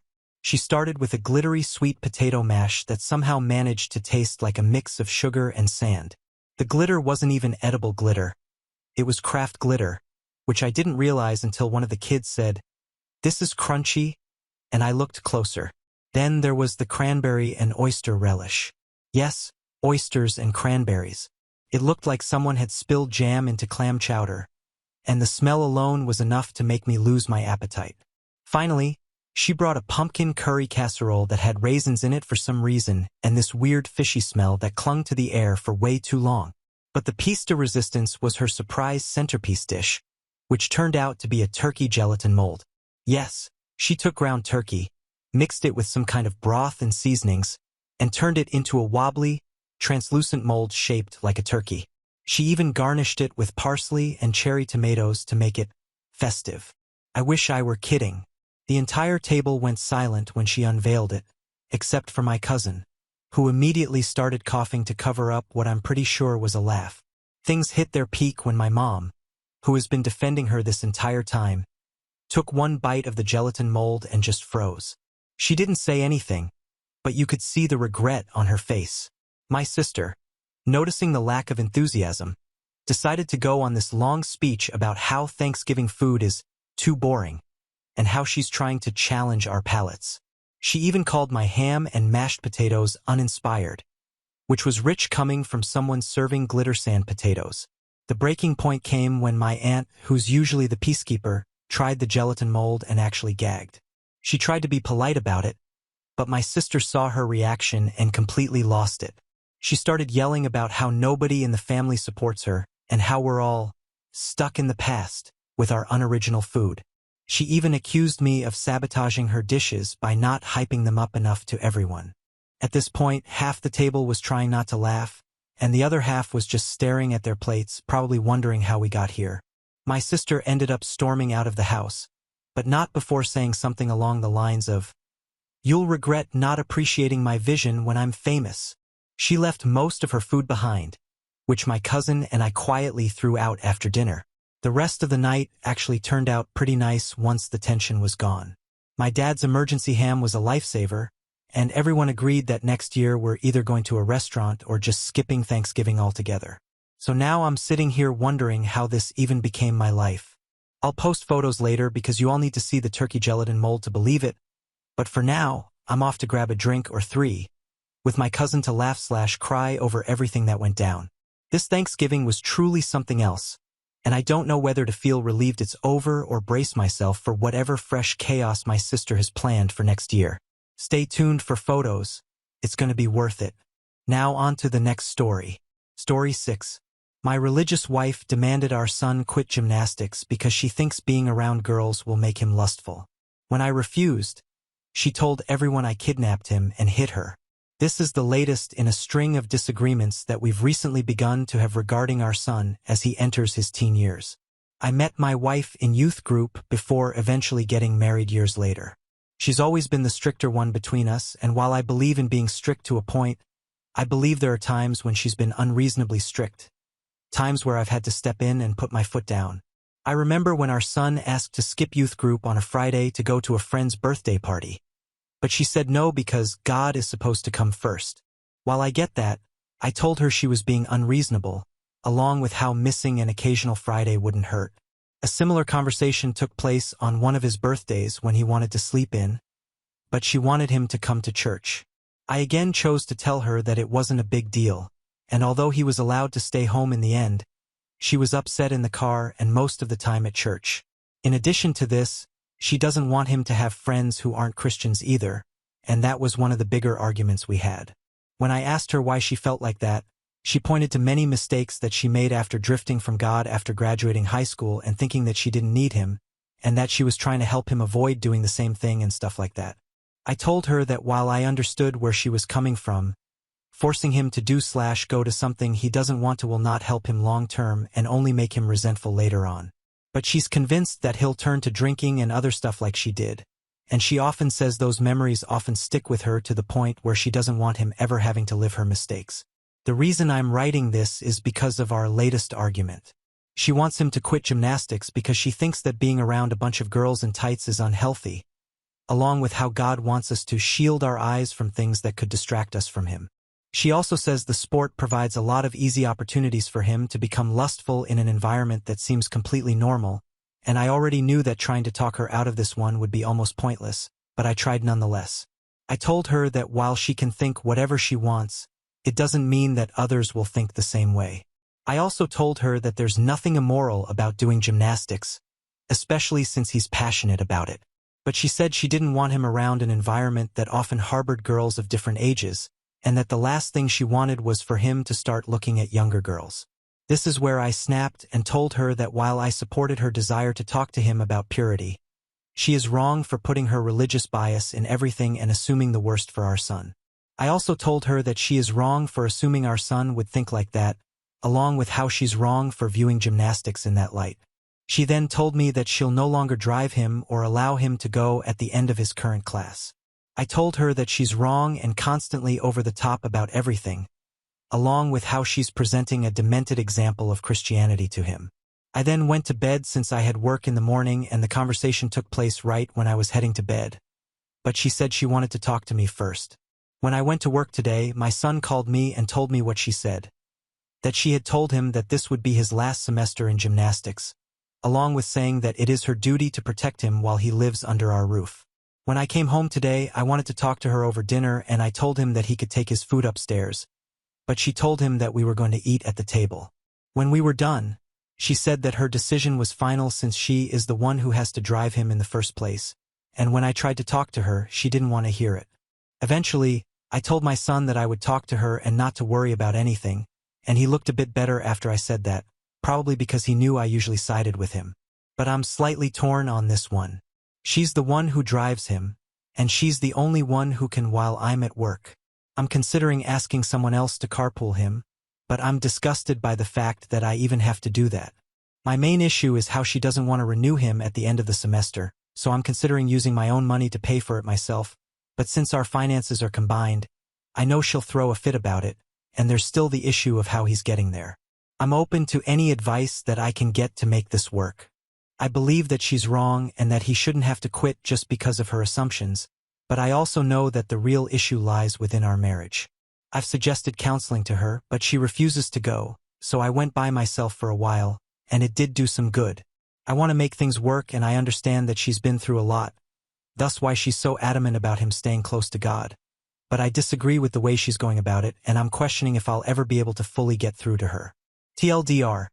My wife wants my son to quit gymnastics because she thinks that being in the environment will make him lustful, along with how she doesn't want him surrounded by girls in tights because it's unhealthy, based off of her personal experiences of running away from God and making mistakes before coming back to him. Thus why she's big on purity and other stuff as well. Update 1. It's been a couple of days since my original post, so I'll get right into it. The short version of last time was that my wife wanted my son to quit gymnastics because she thinks that being around other girls in gymnastics apparel would cause his mind to lust and be ungodly, and this is in the aftermath of her talking to him about purity and whatnot. Over the years, I've been too passive about her ways. When she guilted him into wanting to skip a single youth group meeting to go to a birthday party all under the impression that God is supposed to come first in everything, I overruled it, taking the easy way out. She also doesn't want him having friends who aren't Christian because she thinks that that will push him further away from God, and I consider this a contradiction to the Great Commission that is in the New Testament. Not that I'm someone who advocates trying to bring religion into every conversation and come off as that weird person. But Jesus spent the majority of his time around people who weren't perfect saints, the opposite of what she's mandated. When she tried to force him to skip the party to put God first, I overruled it, taking the easy way out. When he wanted to hang out with friends who weren't necessarily Christians, and she threw a fit, I wanted to tell her that that's a form of being prejudiced by judging someone based off an imaginary image in our heads that has nothing to do with their actual character and before even meeting them, but I took the easy way again and just told him he was fine to keep them when I believed that that shouldn't have been an issue in the first place. I did the same thing again in regards to the purity talks that she wanted to have with him too, and I agreed and let her have them, although I was rather quiet during the talk that we had, and I now regret and realize just how much of a mistake that was for these reasons. Being completely honest, this whole situation that has been brewing for years has made me grow tired of her religious nonsense and somewhat religion as a whole, since it can sometimes become a scapegoat for petty beliefs that people want to promote under the guise of something like that. And I think it's very manipulative. For years, I did nothing because the thought of separation and the opinions that would follow from our church and parents and friends would be overwhelming, considering how some really consider it taboo to get divorced, even if it's none of their business. But to be honest, I don't really care anymore. I've been growing more numb to religion over the past few years because of her, and after hearing her suggest that our son would look at girls in the very same environment that he's grown up around for years in a lustful way just doesn't sit well with me, and that's putting it nicely. She's sexualizing a sport and suggested that our son could become a predator if he stayed, and that has resonated more than anything else she's ever done, along with making me wonder if she doesn't have that kind of mindset herself already. So what did I do? Before doing anything, I decided to talk to her one-on-one about the matter. I asked if she had anything against gymnastics personally, and I told her that trying to make him quit would only make him hate us. She replied something along the lines of how the world has a habit of making everything that isn't sexual and that the gymnastics environment promotes girls in clothing that can be easily looked at wrongfully, then going on to say stuff about how God wants us to have clean eyes and stuff like that. When I suggested that perhaps she was projecting her personal problems on him, which I debated if it'd be too harsh to say but chose to anyway, she just said no and didn't want to talk about it. I eventually asked if she'd be willing to go to counseling with me, a professional counselor who we'd find within the area. She said no, and then I offered talking to someone inside the church second, but she became defensive and said that I was trying to embarrass her in front of her friends, to which I told her wasn't true but that she wasn't cooperating when a marriage is supposed to be about working things out. She then proceeded to get upset and say that I'm wrong for allowing our son to stay in an environment where he'll grow older as younger girls keep coming in, and that it says a lot about what I'm comfortable about looking at by allowing him to do so. I was done after that, since I felt she was accusing me of being unfaithful simply because I don't think he should quit gymnastics. Sure, I could talk to other parents and try to arrange a carpool, and I could drive him myself if I could get off early enough from work on some days too. But I can't control what she does at the home when I'm not there, since she already talked to him behind my back on numerous occasions while I'm at work, trying to explain why she wants him to quit and whatnot. If she doesn't want to talk or cooperate with me, then what more can I do? I talked to my son, told him that we'd be going up to my parents for the weekend and potentially a bit longer, and I was direct in telling him why. I told him again that I'm on his side and that she is sexualizing a sport in minors in a way that is very inappropriate, and that the last thing we need is to deal with that as he goes into his teen years. I also apologized for enabling her for so many years while being afraid of the idea of separation. While I heavily debated whether or not I should be this direct about explaining everything at his age, I did because I didn't want him to feel that I kept things from him as he grew older and throughout this situation. I also told him how it was making me stressed at work and unable to focus on my job, which allowed him to open up and tell me that he feels guilty about wanting to go, which I told him was wrong and that he has nothing to feel guilty about, but the fact that she made him even have these doubts is something that didn't need to exist in the first place. My parents are helping me look into a lawyer and other ways to comfort him. A lot of this is on me for allowing it to go on for too long, but I just want to know how to help him with the guilt that he voiced in the aftermath of her words, besides telling him that I'm on his side and that she's wrong. She's already implanted that doubt whenever he's in the gym now, and I just want to help him navigate it to the best that I can and undo the damage that her words has caused. As for my wife, she didn't know that we left until after we got there, but I told her exactly why we had left and she was slightly apologetic on the phone. I asked her again if she'd be willing to go to counseling, but she accused me of trying to manipulate her into going, so I told her to call back if she had a change of heart.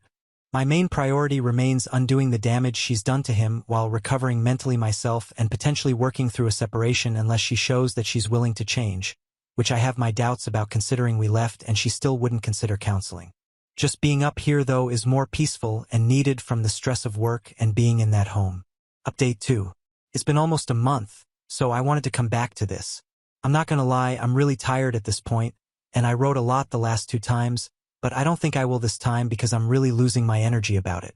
Basically, when we were still staying at my parents', I told her why we left and that I'd return if she had a change of heart when we first talked, but she refused to budge on her stance that it is inappropriate for him at his age to be in the same gym as little kids, and preferably girls, from a purity standpoint, since she believes that the world has a habit of turning everything that isn't sexual into something sexual, and she believes that the sport just serves as eye candy to lustful people who can watch girls run around in leotards, as she often points out. She's told him this while I'm at work, and it drove me crazy. I couldn't focus when in the back of my mind she's at home telling him things that I'll have to undo later, and I've stated in my update that a lot of her behavior is on me for being lax over the years, but I'm trying to do better, but it's been really stressful and it still is almost a month later. When we were at my parents' we stayed there for a little while, but she began to tell her parents and mutual friends false things about me to the point where her parents and some of them began to call me or message me on her behalf and call me a bad husband along with other things.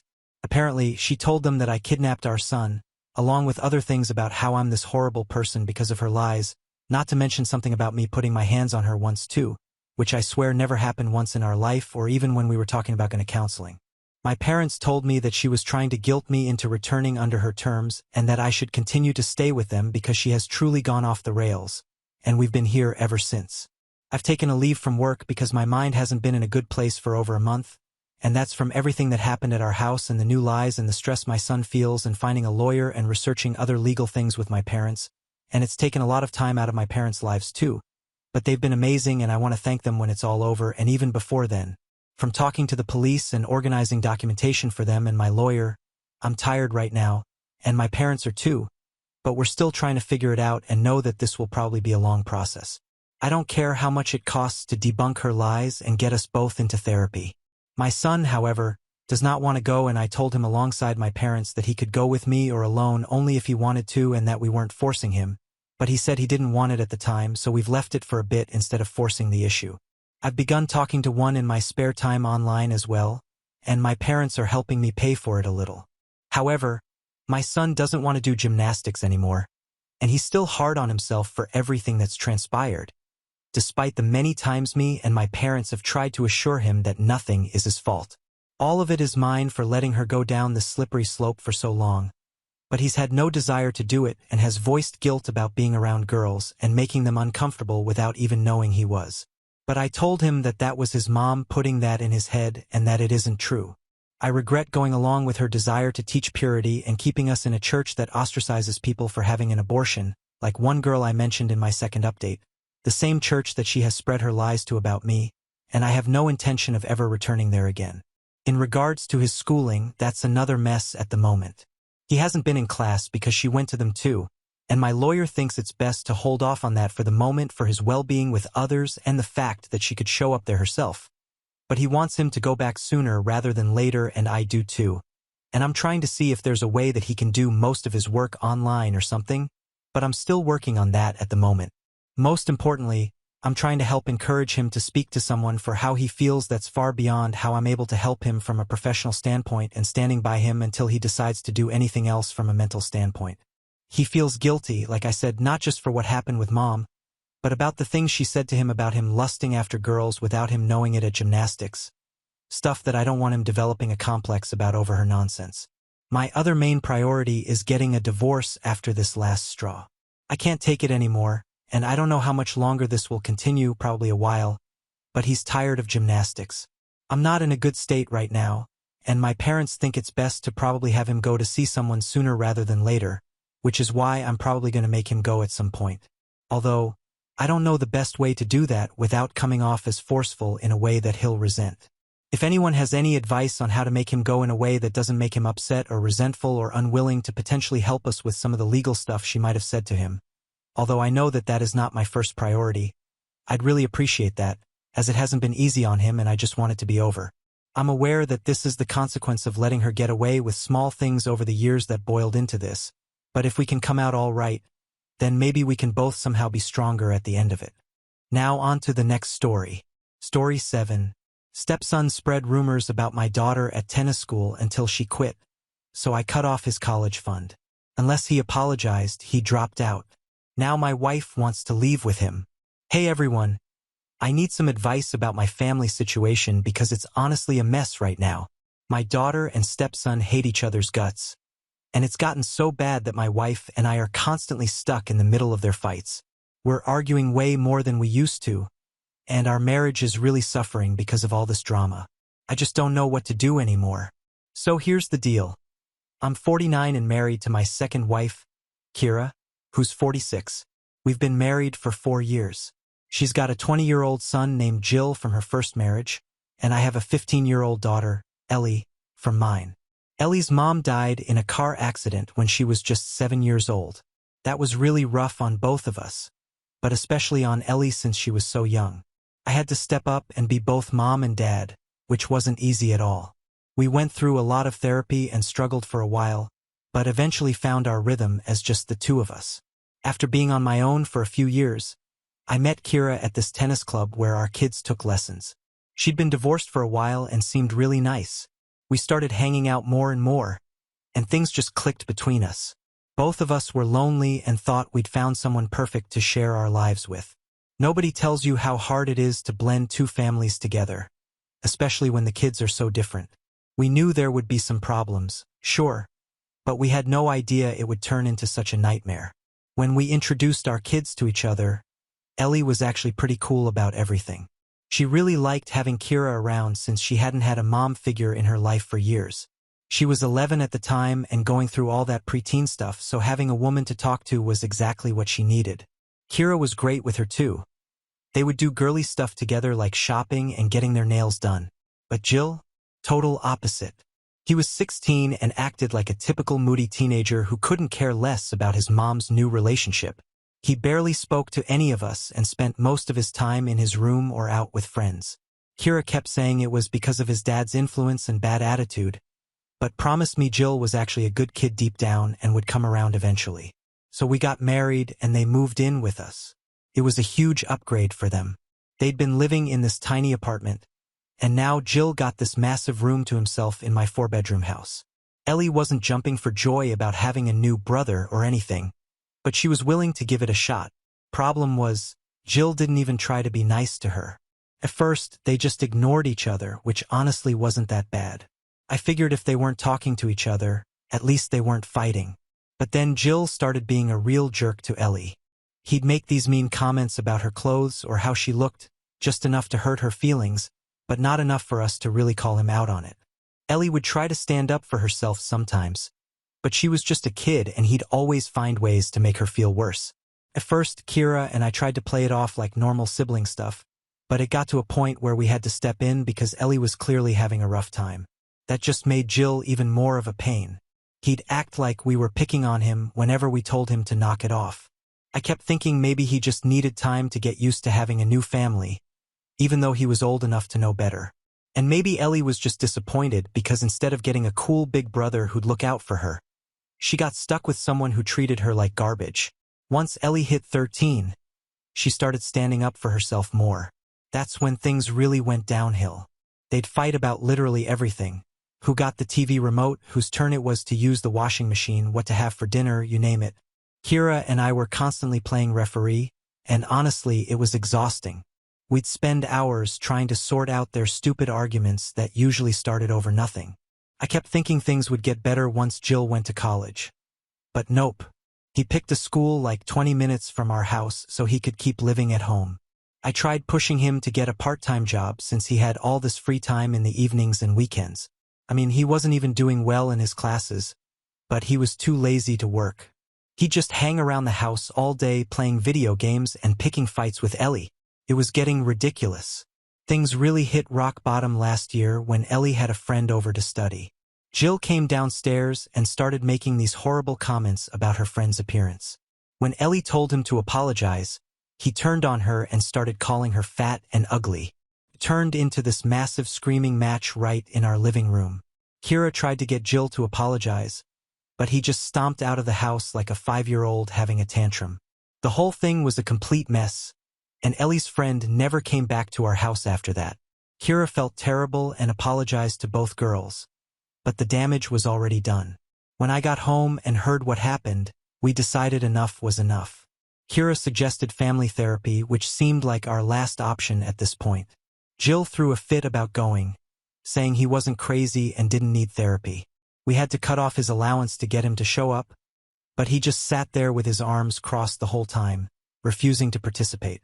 Total waste of money since he wouldn't even try. The only good thing that came out of therapy was that it actually helped Ellie and Kira's relationship. They'd been growing apart because of all Jill's drama, and the sessions gave them a chance to talk things through. But everything else stayed exactly the same. Year after year, Kira and I kept trying to get them to get along, but nothing worked. We basically gave up and just hoped Jill would move out for college. But of course, that didn't happen either. Look, I've always tried to be fair with Jill. I'm not one of those stepdads who kicks their stepkids out the second they turn 18. I was actually hoping he'd finish college, find a decent job, and move out on his own terms. But what he did last week was so messed up, I'm seriously questioning whether bringing him into our lives was a huge mistake. So both kids go to this tennis school, same place where I met Kira, actually. They're both pretty good players, though Jill's a bit more advanced since he's older. Lately, he's been making Ellie's life absolute hell there. He started spreading all these rumors about her to everyone at the academy. At first, it was just stupid stuff, but then he went way too far. Last Tuesday, Ellie came home from practice completely broken down. She ran straight to her room, locked the door, and wouldn't talk to anyone. She even skipped school the next day, which was super weird because she's usually such a good student. She's never missed a day unless she was seriously sick. When we tried asking Jill what happened, since he was at practice too, he just sat there with his smug look on his face that made me extremely angry. I knew right away he'd done something really bad. I had to go to work the next day, but I couldn't stop worrying about Ellie. When I got back that evening, I peeked through her window and saw her just sitting there, writing in her notebook. She still wouldn't come out or eat anything. Kira and I were freaking out, but figured pushing her to talk might make things worse, so we backed off and gave her space. The whole situation was starting to really scare me. I'd never seen her shut down like this before. At dinner that night, Kira tried asking Jill again if he knew what was going on with Ellie since she'd been fine until tennis practice. He just flat out said, "Nope, no idea," and kept eating. But then I caught him smirking across the table like he was enjoying some private joke. That's when I knew 100% that whatever was wrong with Ellie, this little jerk was behind it. He couldn't even hide how pleased he was with himself. I couldn't take it anymore and finally confronted him right there at the dinner table. I asked him straight up what he knew about all this, warning him he better not be involved. His response was just so arrogant. He just sat there and said it was all just harmless fun. Like it was no big deal that Ellie had been crying in her room all day.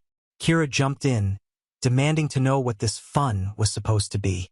Jill just shrugged it off like it was nothing, saying he just spread some gossip around. When Kira kept pushing him to explain, he completely lost it. Started yelling about how we were overreacting and called Ellie a snowflake baby. I told him to watch his attitude and how he was talking to us, but he just got up and stormed out of the house like he always does when he's called out on his behavior. 20 years old and still throwing temper tantrums when he doesn't get his way. The whole thing was just ridiculous. After dinner, I went up to Ellie's room and knocked. She must have heard all the yelling downstairs because she finally opened the door. She was curled up on her couch looking totally miserable. I told her we knew Jill was behind whatever happened and asked her to tell us what was going on. She started crying right away. Kira went over to comfort her while she finally told us what Jill had done. He'd been telling everyone at tennis practice that she had a huge crush on their coach and was flirting with him to get extra practice time. The coach was this really tall guy, like 6 feet 4 inches, while Ellie's barely 5 feet 4 inches. Now everyone at tennis was making jokes about her trying to hit on this older guy who was literally a foot taller than her and twice her age. She explained through tears that she wasn't flirting at all. She was just quiet and respectful, unlike some of the other students who would talk back to him. It broke my heart seeing her like this. Ellie's always been this sweet, shy kid who just wants to work hard and do her best at everything. She's never been into drama or causing problems. And now Jill had dragged her name through the mud and humiliated her in front of everyone at tennis school. She was absolutely devastated. Just sitting there watching her cry, I wanted to both hug her and punch Jill at the same time. While we were all still trying to wrap our heads around what Jill had done, we didn't notice he'd been standing outside Ellie's door, listening to everything. This idiot actually had the nerve to come into her room, laughing about the whole thing. Kira lost it and started yelling at him, asking what the hell was wrong with him to do something like this. But Jill just stood there laughing, saying everyone at tennis thought it was hilarious and kept talking about it like he was proud of himself for humiliating his 15-year-old stepsister. I completely lost it. I was so close to actually hitting him. That's how angry I was. I just started screaming at him to get out of the house before I did something I'd regret. He tried to say something smart, but I just kept yelling until he left. Then I asked Kira to give me some time alone with Ellie. Once everyone was gone, I just hugged my daughter and told her how sorry I was for bringing Jill into our lives. I felt so guilty about everything she'd been through because of him. But Ellie, being the amazing kid she is, told me it wasn't my fault. It was all on Jill and his awful behavior. Even when she was hurting this bad, she was still trying to make me feel better. I couldn't stop thinking about how guilty I felt putting Ellie through all this drama. She's seriously the best kid anyone could ask for. Most teenagers would be blaming their parents for bringing a horrible step-sibling into their lives, but not Ellie. I made sure she ate something and promised her I'd fix this mess somehow. Later that night, I talked to Kira in our room about what happened. She was really worried about Ellie too. This wasn't just regular step-siblings fighting anymore. Jill was straight up bullying her, and we both knew we had to do something serious about it before things got even worse. The next morning, Kira tried talking to Jill. She told him flat out that what he did to Ellie was cruel and he needed to apologize. She also said he had to tell everyone at tennis that he made up those rumors and make sure nothing like this happened again. But Jill just looked at me with this attitude like I was forcing his mom to lecture him. Then he started yelling about how he wasn't going to apologize for what he called a joke. He said if Ellie couldn't handle it, that was her problem, not his. He refused to take back anything he said. The kid literally had zero remorse about humiliating his stepsister in front of everyone she knew at tennis. I was getting more frustrated by the second. This wasn't some dumb teenager being stubborn anymore. This was just pure meanness. I've been paying for everything since I married his mom. His college tuition, expensive tennis lessons, clothes, phone, everything. I treated him like he was my own kid, and this is how he acts. He couldn't even admit he'd done something wrong. So I told him straight up, either apologize or face consequences. He just laughed it off and asked what I was going to do. Ground him like he was some little kid? That's when I told him that I'd stop paying for his college tuition. That wiped the smirk right off his face. He tried pulling his usual trick, saying his mom wouldn't let me do that. Even Kira looked shocked when I said it. She definitely wasn't expecting that, but she backed me up anyway, telling him he needed to fix this mess if he didn't want to deal with what would happen. But Jill just did what he always does. Stormed out and slammed the door like a bratty kid. Kira later told me she thought I was just trying to scare him straight, but I was dead serious about cutting off his tuition. Someone needed to teach this kid that actions have consequences. After Jill left, Kira asked if I was really serious about cutting off his tuition. I told her yes, if he doesn't apologize and fix this mess, I'm done paying for his college. She started freaking out, saying we can't mess up his whole future over this. I told her it's simple then. He just needs to man up and apologize. She went quiet after that because we both know Jill's too full of himself to ever admit he's wrong. I haven't told Kira this part, but I honestly think paying for his college is just throwing money away at this point. The kid doesn't care about school at all. He only went to college so nobody would expect him to get a job. Took him 4 years just to finish high school, and he's been in his first year of college for 2 years now. Like, what am I even paying for here? I really want him to learn that he can't just treat people like garbage and get away with it. But my only real options are either cutting off his tuition or making him pay rent to live here. The problem is I'm worried doing either of those things might seriously damage my marriage. Kira is already upset about the tuition threat. Anyone have better ideas for dealing with this situation? I'm running out of options here. Update 1.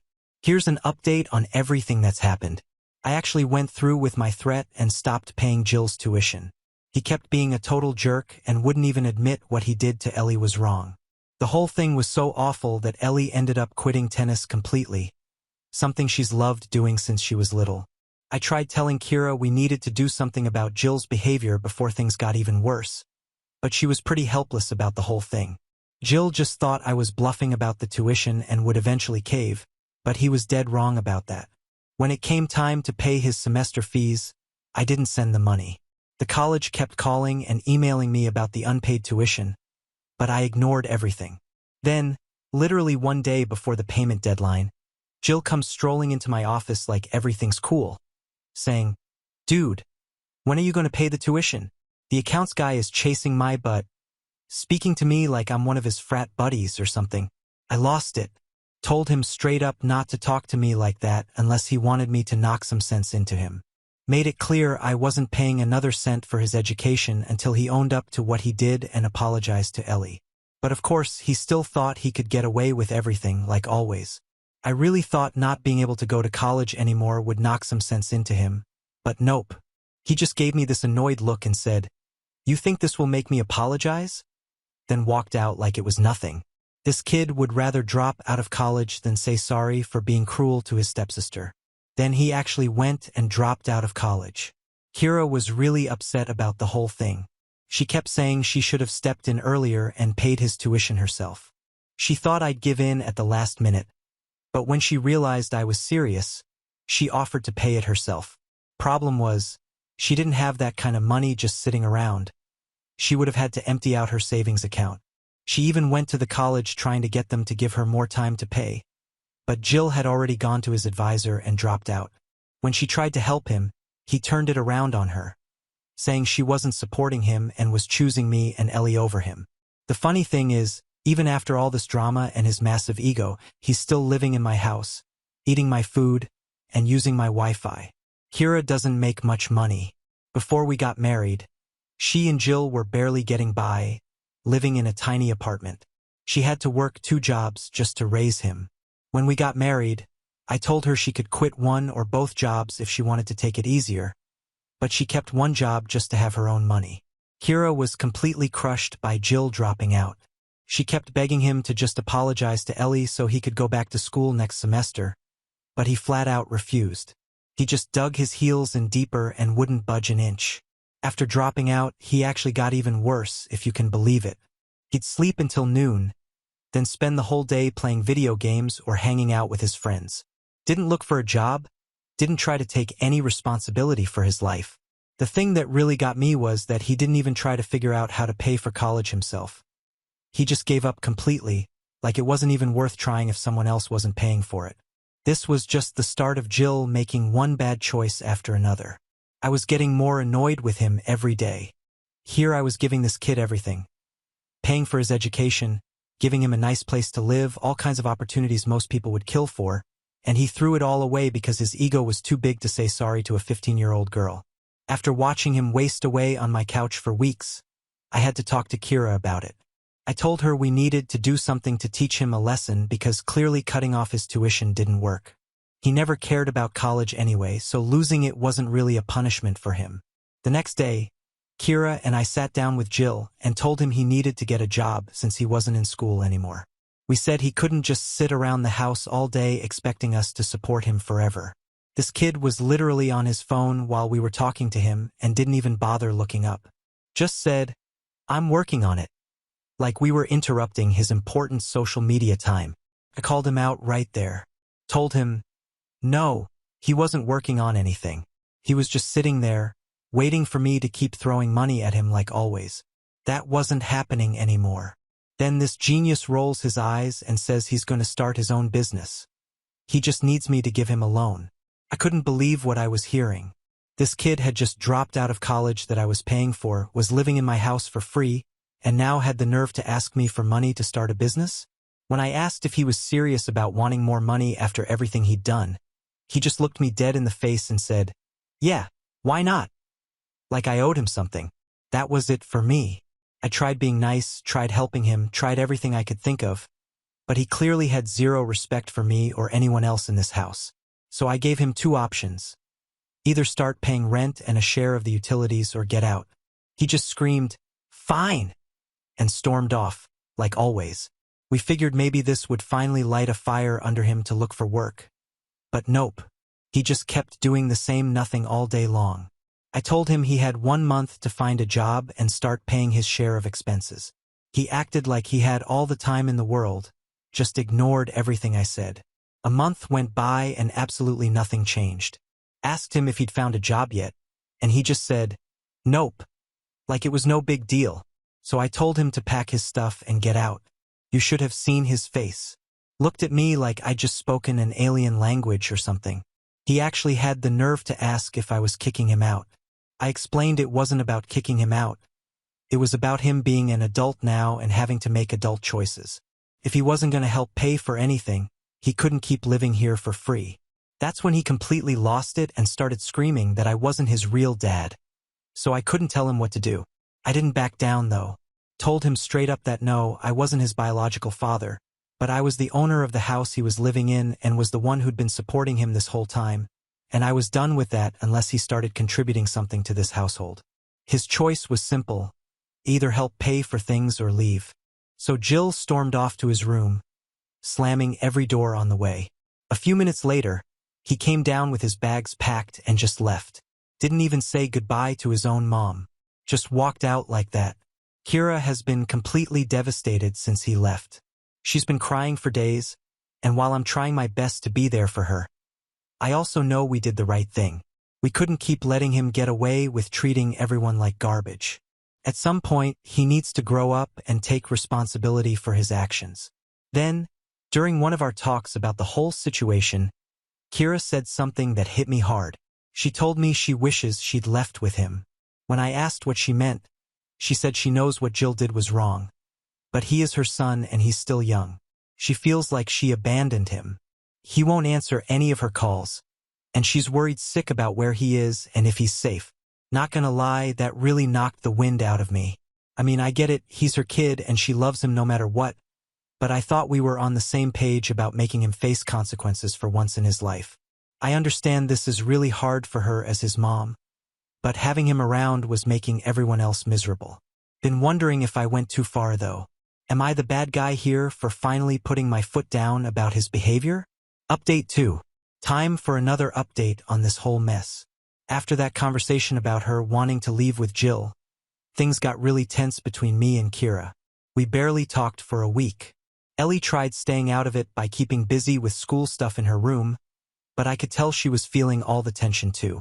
I finally couldn't handle the silence anymore. I had to know where things stood with us. So I just asked Kira straight up if she was actually planning to leave me and go after Jill. She looked absolutely exhausted, eyes all red from crying, and told me she honestly didn't know. Said she loves me, but Jill's her only son and she feels like she just abandoned him. I tried explaining that this wasn't about abandoning him. It was about finally making him face some consequences and learn to be responsible for once in his life. If she keeps swooping in to save him every time he messes up, he's never going to grow up or change his behavior. Kira admitted I had a point, but said that didn't make any of this easier. She explained that when it comes to your kids, sometimes you know what's right but your heart doesn't care. You just want to protect them no matter what. Being a mom means sometimes logic goes out the window when your kid is involved, even if they're in the wrong. I understand where Kira is coming from, but I don't know what else to do here. I'm definitely not going to beg Jill to come back home. That would just teach him he can get away with anything. If he came back and actually apologized for how he's treated Ellie, maybe we could work something out, but we all know that's not happening. His ego is way too big to ever admit he did anything wrong. Update 3. It's been about 3 months now since everything went down. Kira finally heard back from Jill after trying to contact him like a million times. He's apparently crashing on some friend's couch in the next town over. Still won't admit he did anything wrong, but at least he found a part-time job, so that's something, I guess. The biggest change has been in Ellie. She's finally starting to act like herself again now that Jill's gone. She even told me yesterday she wants to start tennis again, which is huge. Things between me and Kira are still pretty rough. We're trying to work through it because I really do love her. I just hope she'll see that kicking Jill out wasn't about punishing him. It was about trying to force him to finally grow up and take responsibility for his actions. Sometimes being a parent means making the hard choices, even when it hurts. Now on to the next story. Story 8. Parents promised to pay for my wedding but gave their money to my sister's divorce. Then wanted me to cancel my wedding, so I didn't invite them. Now they're telling everyone I'm a gold digger. 6 months ago, when I got engaged, my parents had promised me that they were going to pay for my wedding. About 3 weeks ago, they told me that they wouldn't be able to do that, and it's all thanks to my sister, 36F, who decided to get divorced from her husband around the same time. For context, my fiancé, 34M, and I, 34F, have been together for the past 3 years. When he proposed, I was the happiest person on earth and told my family that day itself. We planned on paying for our wedding ourselves. We wouldn't have had an issue with it. But my parents were so happy when they found out about the engagement that they told me that they would be paying for everything. At first, I was a bit unsure, but then they got me to agree to at least splitting the cost. That way I wouldn't have to feel guilty about letting them cover the entire cost of the wedding. When my fiancé and I realized that we could have a slightly bigger wedding than we initially planned on having thanks to the help of my parents, we planned accordingly. Now, all of a sudden, they told me that they wouldn't be able to finance the wedding because a lot of their money went into paying the divorce attorney who handled my sister's divorce. My parents both retired from their jobs a couple of years ago and have been running a bookstore together since then. They are doing reasonably well. It's not like they're poor, but it's not like they're extremely rich either. So I don't even understand why they felt the need to take over my sister's divorce and pay for her divorce lawyer out of their own pockets, especially when they were well aware of the consequences of hiring one of the best divorce attorneys in town. Of course, he was going to charge a bomb, and they knew it, but they still went ahead with him in spite of the promise that they had made to me just a month before my sister filed for divorce. Apparently, my sister had already been having a lot of trouble in her marriage by the time I got engaged, but nobody knew about it. However, a month after I announced my engagement, she and her husband got into another huge fight, and that's when she decided to end the marriage and move in with our parents. My parents told me that they didn't have any other option other than helping her out with the cost of the divorce and the attorney because she had quit her job about a year ago. Even though she and her husband had been together for almost 8 years and married for 6, The way he had been fighting with her of late made her think that maybe he would try to take everything away from her. They did not even have a prenup, so she was scared of what would happen, and that's why my parents had decided to get the top divorce attorney to fight for her. It has proved to be quite expensive because the process is still ongoing and they're still in the middle of negotiations so they can come to a settlement eventually, and it's burning a hole into their pockets. So when I asked them about the money that they had promised me for the wedding, they had to finally come clean to me and tell me that they would not be able to finance my wedding anymore.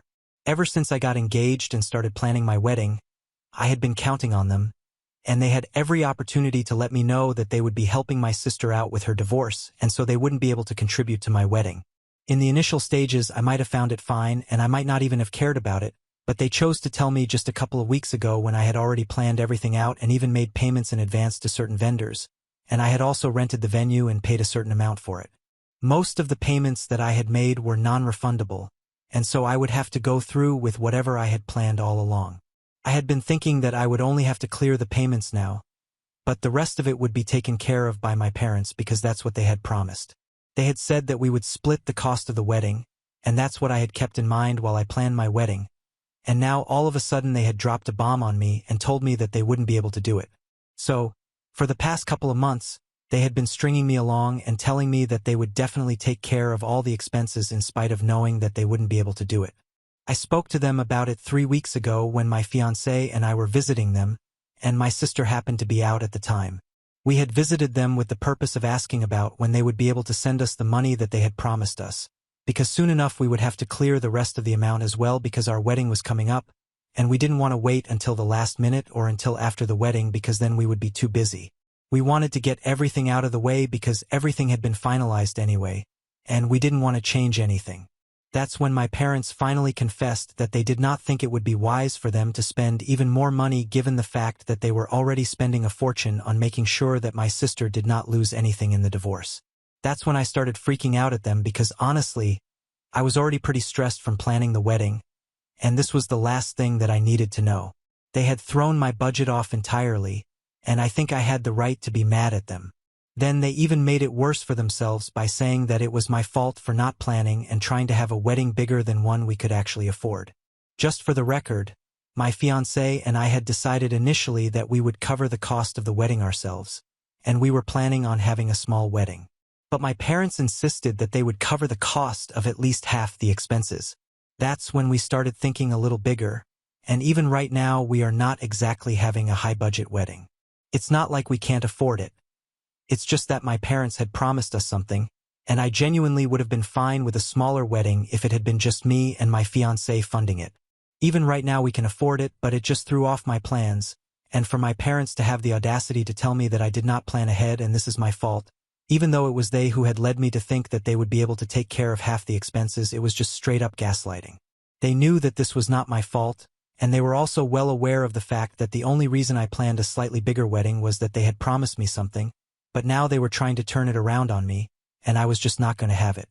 So we kind of got into a fight, and then they started emotionally manipulating me and told me that it was bad enough that I was getting married when my sister was going through something so awful in the first place. Apparently, my parents believe that I shouldn't even get married right now because my sister is going through a divorce and she needs the family to be there for her instead of trying to rub my life in her face like this by getting married. They started trying to tell me to push the wedding to a later date so that my fragile sister wouldn't get affected because right now she just can't handle it emotionally. It was so ridiculously crazy that they were trying to act like this was a sign for me to push back the wedding, as if I hadn't already planned everything and made payments for it. I was already really furious at them for everything. That just made everything 10 times worse, and I ended up leaving with my fiancé, and it ended on a very bitter note. After that, I pretty much stopped speaking to my parents for a really long time. I had tried my best to make excuses for them as to why they were not able to send the money that they had promised so that we could clear the rest of the payments as well, but after we found out the truth, my fiancé and I decided that there was no point in speaking to them. And just so that we are clear, it was not about the money. It was about the promise that they had made, and of course it was also about the fact that they had tried to gaslight me into believing that this was somehow my fault for not planning ahead, whereas it was actually they who hadn't done so, and that I was a bad person for wanting to get married while my sister was going through a divorce. To be honest, I don't really think that's a valid point because, from what I know, my sister had been having problems with her husband for the past couple of months, and this didn't exactly surprise anyone. But as for me and my fiancé, literally everyone had known that we were planning on getting married, and we had only waited for so long because his father's health had been doing a little badly in the past. But once he started getting better, we got engaged immediately. Otherwise, we had plans to get married last year itself, and both our families knew about it. So if my parents had truly wanted to finance my wedding, they should have planned ahead, and if they had to realize that they wouldn't have been able to pay for it, they should have told me about it instead of hiding it and pretending that it was still happening. I feel like the reason that I'm mad at them is pretty valid. But for some reason they just refuse to understand it and are pretending like I am the bad guy here. For the past couple of weeks, ever since we had that fight, we hadn't been speaking to them, and a couple of days ago my fiancé and I finally sent out the invitations. As I had mentioned, he and I make enough money to be able to afford the wedding on our own as well, but we had just been expecting a little help from my parents. However, after we realized that it was not going to happen, we cleared all the payments ourselves and finalized all the plans since the wedding was coming up in just a couple of weeks, and we were going to go off on our honeymoon just a couple of days after the wedding, so we didn't want to keep anything waiting. We also sent out the invitations, but we decided to leave my family out of it because after what had happened, I did not want them around me because it would just be unpleasant. I thought that they should have seen it coming because even after we had that fight, they had not bothered to reach out to me even once to apologize. Let alone apologize, they hadn't even reached out to me to speak to me or check up on how I was doing. I could understand my sister not reaching out to me because I don't think she has had a major part to play in any of this. And honestly, she has her own stuff to deal with and she's also living with my parents, so she's definitely going to side with them. So I can forgive her or at least understand where she's coming from. But my parents' reaction to all this was very surprising because I had at least expected them to reach out to me once because so far they had been an active part of planning the wedding and had been just as enthusiastic as I had been. Yet, as soon as we hit a snag, they cut me off and did not bother to apologize. But I think that's because they don't even think they have anything to feel sorry about. Right now, if they had tried to speak to me, I might have even attempted to sort things out with them. But when that did not happen, I was very disappointed, and that's why I did not invite them to the wedding either.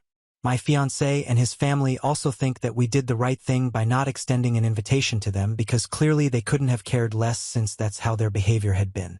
I also did not actually think that they would care, but once they found out that a lot of the family members had received their invitations to the wedding and they hadn't, my parents decided to call me up and confront me about it.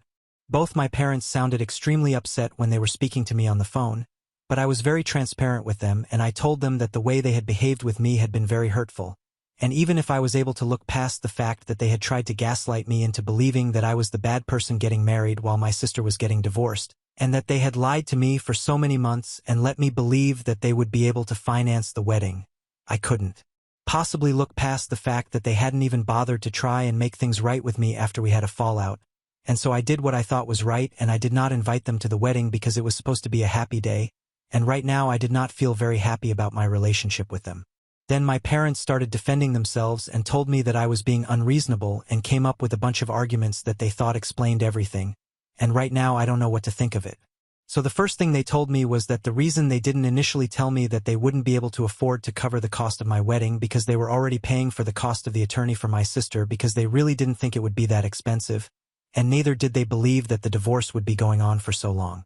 It's been close to 5 months and they still haven't been able to come to a conclusion about what they want. The situation has gone to family court as well, so it might be resolved eventually, but that's still not going to happen before a couple of months. Don't ask me why it's taking them so long to get divorced and just be done with it because honestly even I don't know the details of it apart from the fact that they are still fighting over alimony and settlement and who gets what from the assets that they own jointly. It's all financial basically. But even then I can't imagine taking so long to come to a decision about what they want. And even if it's taking them so long, I think my sister should pay for at least some of the costs since it's only been 1 year since she quit her job and I know for a fact that she definitely has some savings set aside. But my parents say that she should save that for the future because right now she's looking for a job and once she finds one that's decent enough, she's going to move out and she needs money for the future as well. That's why they had decided to help her out, and they expected me to understand that. The second thing that they told me was that they had obviously been embarrassed when they realized that they wouldn't be able to pay for my wedding, and they had been trying to scrape together at least some money, but eventually they had decided against it because they were not getting any younger and it was not the right time to be splurging on everything. They knew for a fact that I would be able to afford the wedding on my own and my fiancé was always there for me. So they didn't think that it would get complicated and thought that I would just forgive them and understand where they were coming from. So when I did not forgive them, they were kind of thrown off, and that's why they ended up trying to gaslight me because they were getting defensive. They apologized for that, but they still said that they expected me to be the bigger person and at least try and understand what they were going through because ultimately it was only the family who was going to be there for you and who you could count on. And if they couldn't even count on me to understand their predicament right now, then maybe I was not the kind of person that they thought they had raised.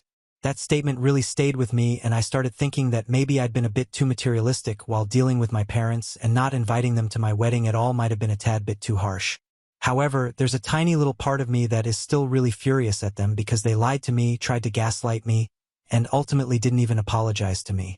I'm facing this dilemma right now, and I'm really in two minds right now, but I don't know which part of my mind to go with. So, did I err not inviting my parents to my wedding after they told me that they would not be able to contribute to it? Update 1. Hey, so a couple of days have passed since I last spoke to my parents, and back then I had told them that I needed some time to think about whatever they had said and basically just reflect on everything before I came to a decision. In these couple of days, the only thing that I have come to a decision about is that thinking about this is just going to make my head hurt. I'm being serious right now. This situation is not as black and white as I thought it was, and even most of the comments shared a similar sentiment. When I spoke to my fiancé about it, he also told me that ultimately I had to make my decision about whether I wanted to invite my family to the wedding or not myself, but he would suggest taking some time away from them entirely and then thinking about it with a clear and calm head. Some people wanted to ask why his parents had not offered to pay for the wedding, and well, that's pretty obvious. His dad falls sick pretty often, and his health has not been well for the past couple of years, so there's no telling when they'll need the extra money, and personally, I don't really think it's necessary for us to ask them to cover the expenses either.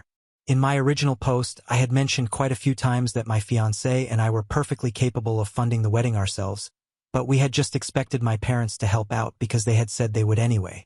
Coming back to my parents, I reached out to them once again and I told them that I still hadn't thought about what I wanted to do.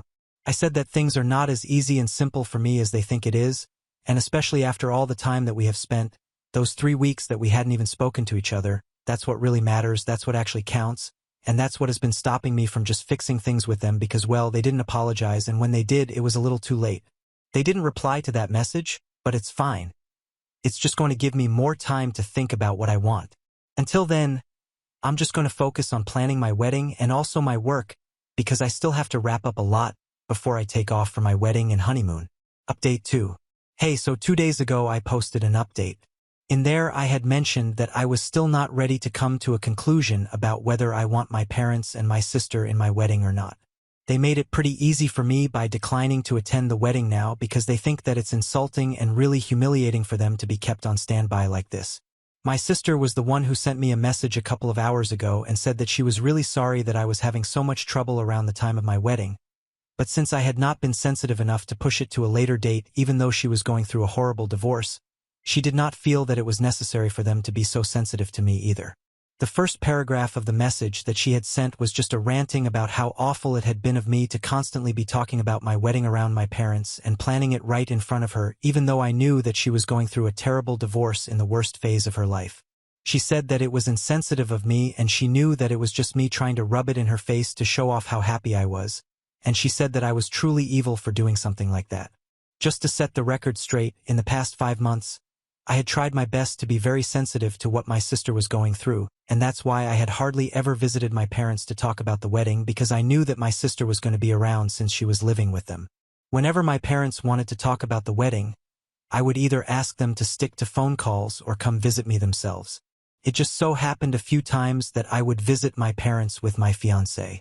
They were the ones who turned the topic of discussion to my wedding even though I did not want that, but I guess they conveniently left out that fact while speaking to my sister, and I guess it must have been really easy to turn her against me because even though I did not particularly have anything against her, she was always very easily influenced, and in the past few months she seemed to actually have developed a bit of a tendency to dislike me, and I had tried my best to ignore it. But I guess she has picked a side for worse. Anyway, in the next paragraph, she started talking about how my parents were also hurt about how I was taking so long to come to a decision about whether I actually wanted them at my wedding or not. They believed that it was really not as complicated as I was trying to make it seem, and they thought that I was just holding out on them to insult them. Once again, my parents were making it seem like everything in this world was about them, and I was not allowed to have any feelings about any situation regarding them unless it was positive. She also said that our parents believe that my attempt to hurt and insult them because of something so petty speaks more about my character than theirs, because at least they had the decency to own up to their mistakes and apologize for them, but I hadn't even apologized to them, and at this point they did not want an apology from me either because it did not mean anything. It was so dramatic, but apparently they were claiming that the only mistake that they had made so far was raising a daughter who couldn't see anything beyond money. That line made me really mad because I couldn't believe that they really thought that this was about the money and not about the fact that they had lied to me. Honestly, I couldn't care less about the money because I know that my fiancé and I are going to be able to afford the kind of wedding that we want with or without their help. But my only complaint against them had been that when they had figured out that they wouldn't be able to help me out with the cost of the wedding, they should have told me about it.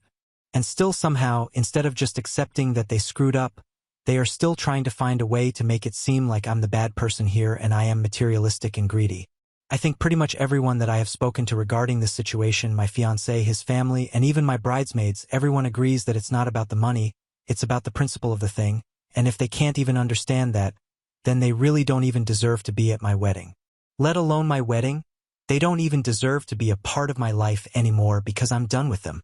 These past few weeks have been absolutely mentally and emotionally exhausting for me. And I'm actually kind of glad that they decided to decline and are not going to be attending my wedding anyway because I only want to be surrounded by happiness and positivity right now. And that's not what I'm getting from them at the moment. So, I guess things worked out for the best. Update 3. Hi! I got married yesterday and thankfully everything went well without a hitch. In 2 days, my fiancé and I are going to be leaving for our honeymoon, and I just realized that I referred to him as my fiancé because that's what I had gotten so used to in the past couple of months. But it's actually going to be my husband and I. Anyway, I'll get to that later. I just want to touch on something that happened with my family recently. But I'm so glad that I have such a strong and positive support system beside me that it did not even affect me. In my last update, I mentioned that my family had declined to attend the wedding because I had been taking a lot of time to make up my mind about whether I wanted them or not. Rightfully so, after everything that happened, I think I had earned the right to take my time to make a decision about whether I wanted them in my life or not. But obviously they could not respect that and decided to throw a tantrum and cut me off. After that, I felt a lot more relieved because it had been exhausting for me to deal with them, and since they had decided to cut me off themselves, I felt like the drama was finally over. But I thought wrong because a few days before my wedding, they sent out a mass email to all my relatives, and even a couple of my husband's relatives with just one line that said that I'm a gold digger and that my husband is about to ruin his life. Obviously, many people had a bunch of questions about it, but we just told them to ignore it because it was clearly just spam and it was my family trying to malign my reputation right before the wedding because they were not going to be invited. I thought it was weird that they were doing such things just a couple of days before my wedding, even though it was them who had said that they wouldn't want to attend anyway. My husband and my friends told everyone who had received the email to ignore it because it meant nothing, and that's true, it didn't actually mean anything. It was just a desperate attempt to get my attention, but unfortunately I did not give them the satisfaction of even that. Thanks to my husband and my friends, I was able to take my mind off of it pretty quickly and everything else followed my example and just brushed it off. So I'm really happy to have people by my side who actually love me and are always going to be there for me. And I'm more than happy that in a few days I'm going to be leaving for my honeymoon with my best friend, my husband. I'm married now, and he is the only family that I want in my life. Now on to the next story. Story 9. Jealous brother framed me and lied to get me kicked out of our family business, but now my dying dad wants me back. I'll only return on one condition. Hi. So, all of this started 4 years back when my family decided to trust my brother and kicked me out of our shipping business over a lie that he had told. I won't get into the details of it, but he had come up with some falsified evidence to frame me for stealing from the company and had presented it to everyone at my dad's retirement party.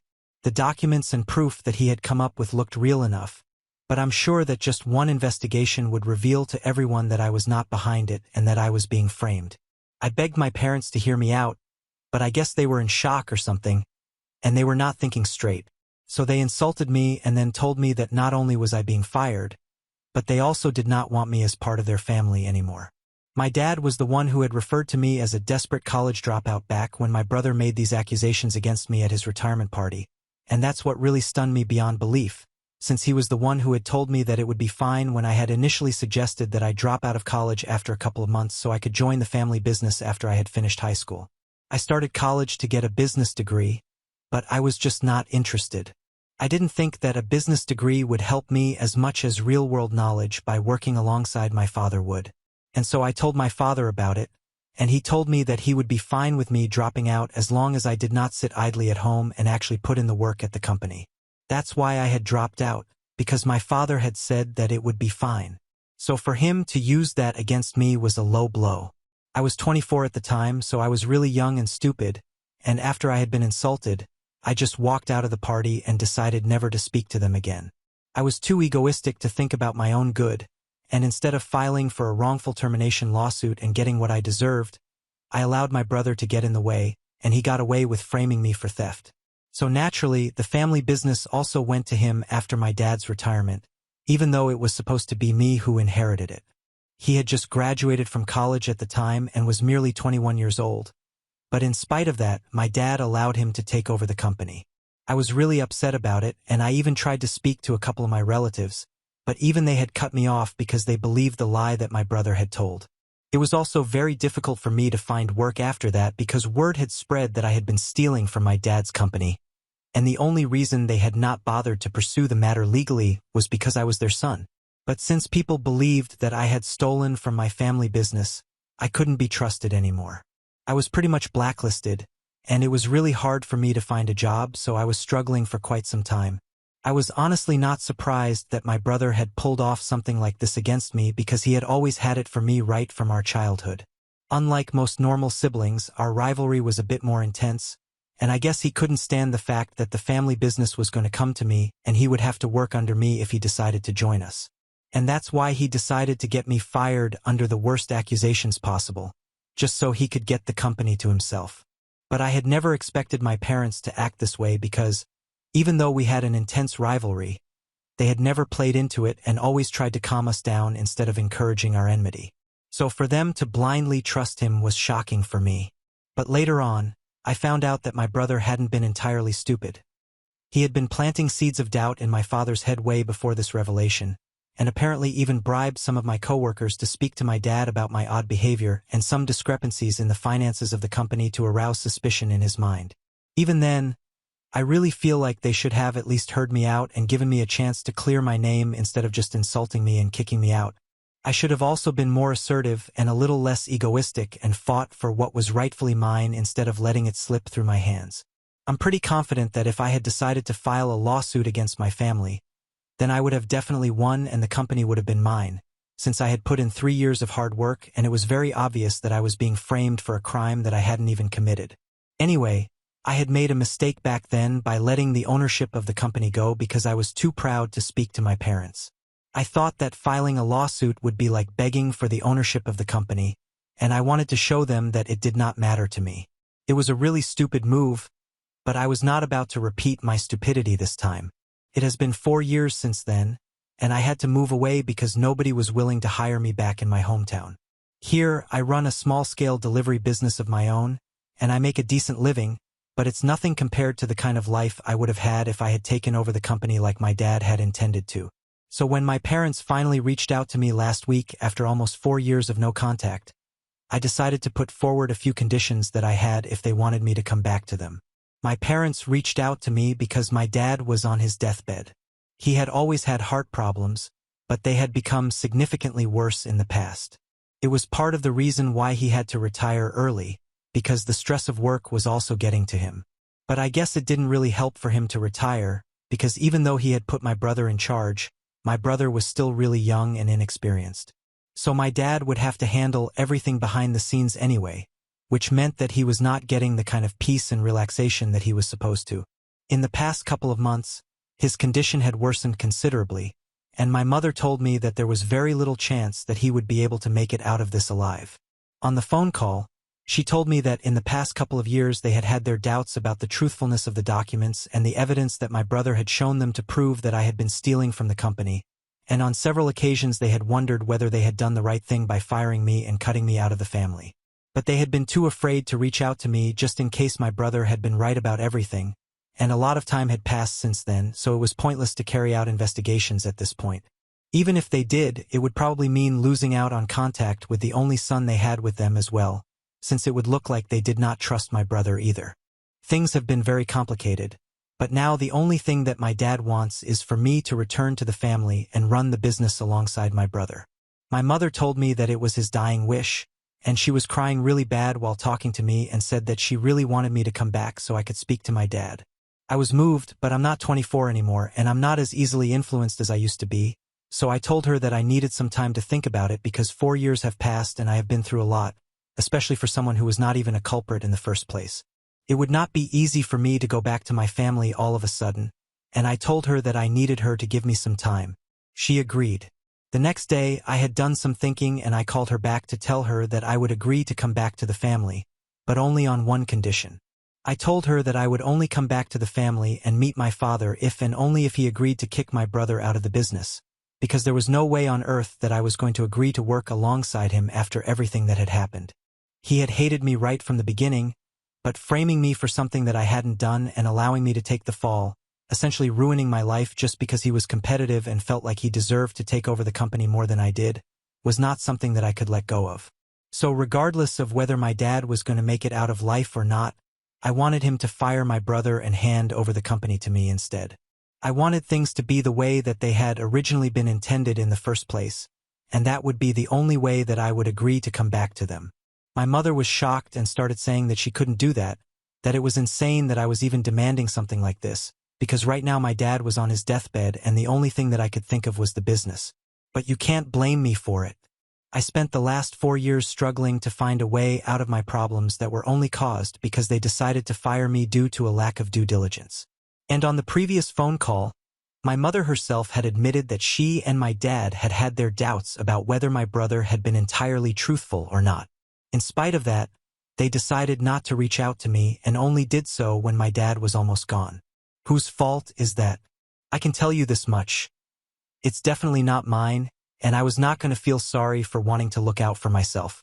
My mother tried to tell me that if I put forth a condition like this, there was literally no difference between my brother and I told her that she was right.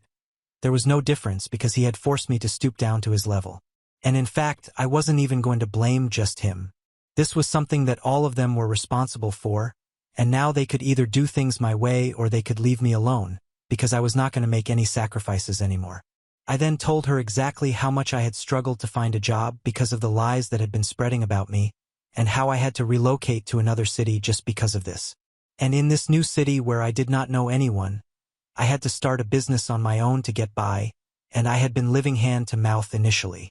They did not know any of this, which is why it was so easy for them to expect me to come back and pretend like this never happened.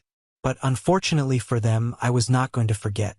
So I told my mother that back when my brother had made those accusations against me, she and my father had found it very easy to let me go. Those accusations had been false. At least I'm telling the truth, and if they can't let go of my brother for my sake, I know where I stand with them. The only befitting punishment for them would be to spend the rest of their lives without ever seeing me again.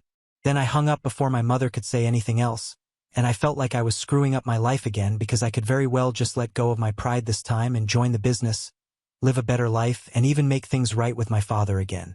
But there was just something that stopped me. I had already been through a lot of hardships in these past 4 years. I guess I just couldn't let it all go to waste by forgiving them so easily. I honestly didn't know if my mother was going to reach out to me again after that phone call, but a couple of days later I received a text from my dad. He told me that he was extremely sick and, like my mother had already told me, it was very unlikely that he would stay with us for as long as he had expected, and he wanted to make things right with me before he left for his heavenly abode. But I was making things unnecessarily difficult for everyone in the family by setting conditions like these, which were just not needed. He told me that he sincerely wanted me back as a part of the family and running the business alongside my brother because, in spite of everything that had happened in the past, he still loved me and he believed that my brother and I would keep our enmity aside, at least for his sake. And if I couldn't even do that for a dying man, then maybe I didn't love my family as much as my dad loved me, which was disappointing to learn. He then said that I was free to make my choice, but the conditions that I had set were heartless and cruel, so he didn't know if he would be able to bring himself to entertain that. And now I'm in a dilemma whether I should retract what I had said or whether I should stick to it and get what is mine. So, ITA for telling my dad, who is on his deathbed, that I'm not going to come back until he fires my brother and hands over the company to me? Update 1. So I read all of the comments, and first off, just thank you so much for taking the time to say anything at all. My decision was to stick to what I had said, and I informed my parents by texting my dad back yesterday. 3 days had passed since he had sent me that message, and I had thought about it a lot, extensively, and sticking to my words just seemed like the most sensible thing to do. If they had found it so easy to cut me out of their life, I'm sure it wouldn't be very difficult for them to do the same to my brother, and for the right reason this time. If they still believed that my brother had been telling the truth about me being a thief who was stealing from the company, then I don't think they should have contacted me in the first place, because why would you want a thief back in your life? I sent them a message saying that it was not fair for them to expect me to just come back, no questions asked, especially given the circumstances that I had been put in after the lies that my brother had told. My own family had betrayed me, and I had made a lot of mistakes the first time around. I did not think that I was going to repeat my mistakes again. So if my parents thought that I was being unreasonable and heartless by setting a condition like that, that was their opinion, but I was not going to change my decision. After this, if they wanted to bring me back to the family, they could either do what I had said or they could just leave me alone. And to be honest, I was doing decently enough here on my own. Even if they had decided not to accept my condition, I would still be content with the life that I have built for myself. But then my dad responded to my text by calling me up and putting me in a very difficult spot by suggesting that instead of them entertaining the conditions that I had set forth, maybe I could humor them instead. My dad then asked me if he told me that he was ready to hand over the company to me entirely and fire my brother, but the only other condition was that he would never speak to me again, and neither would I be allowed to speak to anyone else from the family ever again. Would I accept that condition? And honestly, that put me in a tough spot, and I had absolutely no idea what to tell him at that moment. I told him that I needed some time to think about it, and he said that I was free to do so, but it was not just a hypothetical situation that he was suggesting. He told me that if I agreed to it, then he would really sign over the company to me, but I would never get to see him or speak to him again. And not just him, not even my mother would ever see me again, and even if it did not make a difference to me, the rest of my family would also follow suit. He even went to the extent of saying that I wouldn't even be allowed to attend his funeral or have anything to do with him. It was a huge dilemma because I knew that this was just a tactic to put me in a difficult spot, but I was not going to let that get to me. So after thinking about it for a couple of hours, I called my father back and I told him that I had made up my mind. Obviously, he had assumed that I was going to say that I did not want the company but would rather have my family, but instead I shocked him by saying that I would rather have him sign the ownership of the company to me, and I was fine with never seeing them or speaking to them again. He was silent for a couple of seconds, and then he started screaming at me, saying that I was heartless and he was ashamed of the fact that he had raised a son like me. He even went to the extent of telling me that he was going to give me nothing, and I was free to live on my own because I had just shown him that I was not worthy enough to be asked to return to the family. I told him that I was fine with it. I had already carved out a life for myself in this city, and the reason that I had found it so easy to say that I did not want to see them again and I would rather have the company was because they were the ones who had prepared me for it. I told my father that if he had never kicked me out in the first place without a fair and proper investigation, and not allowed my brother's words to get to him, then I would have been just as attached to my family as I was in the past, and this would have been an actual dilemma for me. But essentially, my father had just asked me if I would be willing to sacrifice my family and get the family business, and I had done the math in my head. I would essentially continue to live the way I was living for the past 4 years, but my life just would be a lot easier and I would have a lot more money. If I was a more emotional person, which I used to be earlier, I might have picked my family, but I live in the real world and I made a more practical choice. So they can't hold that against me, since they were the ones who created this version of me. My dad tried to argue and said that when it came to family, emotions always had to be involved. But then I reminded him how emotionlessly he had insulted me and kicked me out back when my brother had accused me of stealing. He did what was best for the company, so now I was doing what was best for my life. There is literally no difference in those two situations, and I guess my dad did not have a reply for that, so he just hung up, and he hasn't contacted me since then. Honestly, I don't really know what's going to happen after this regarding my father and the company, but I'm beginning to feel less guilty about the condition that I had set forth. Update 2. So a couple of days have passed since my last conversation with my dad, and he hasn't reached out to me after that. My mother has also been suspiciously quiet, so I had no idea what was going on there until yesterday. Last evening, when I came back home from work, I was freshening up when my phone started ringing, and I decided to ignore it at first, but whoever was calling me did not quit. They just kept calling me again and again until I finally answered out of exasperation. As it turned out, it was my grandparents who had also cut me off back when my dad threw me out of the family. My dad's father had passed away when he was really little, so it was just my mom's parents and my paternal grandmother. On the phone, as soon as I picked up, my grandmother started telling me that she was already losing her son. She did not want him to suffer more than he already was. And she told me that the last conversation I had had with him had really shaken him up, and he had been crying for hours after he hung up. She said that she couldn't see him suffer like this and wanted me to come back to him and just speak to him in person because that would be the right thing to do. She started crying on the phone, and I found it very difficult to ignore it, but I was not going to go back on my word. I told my grandparents that I was terribly sorry for riling my father up, but that had not been my intention.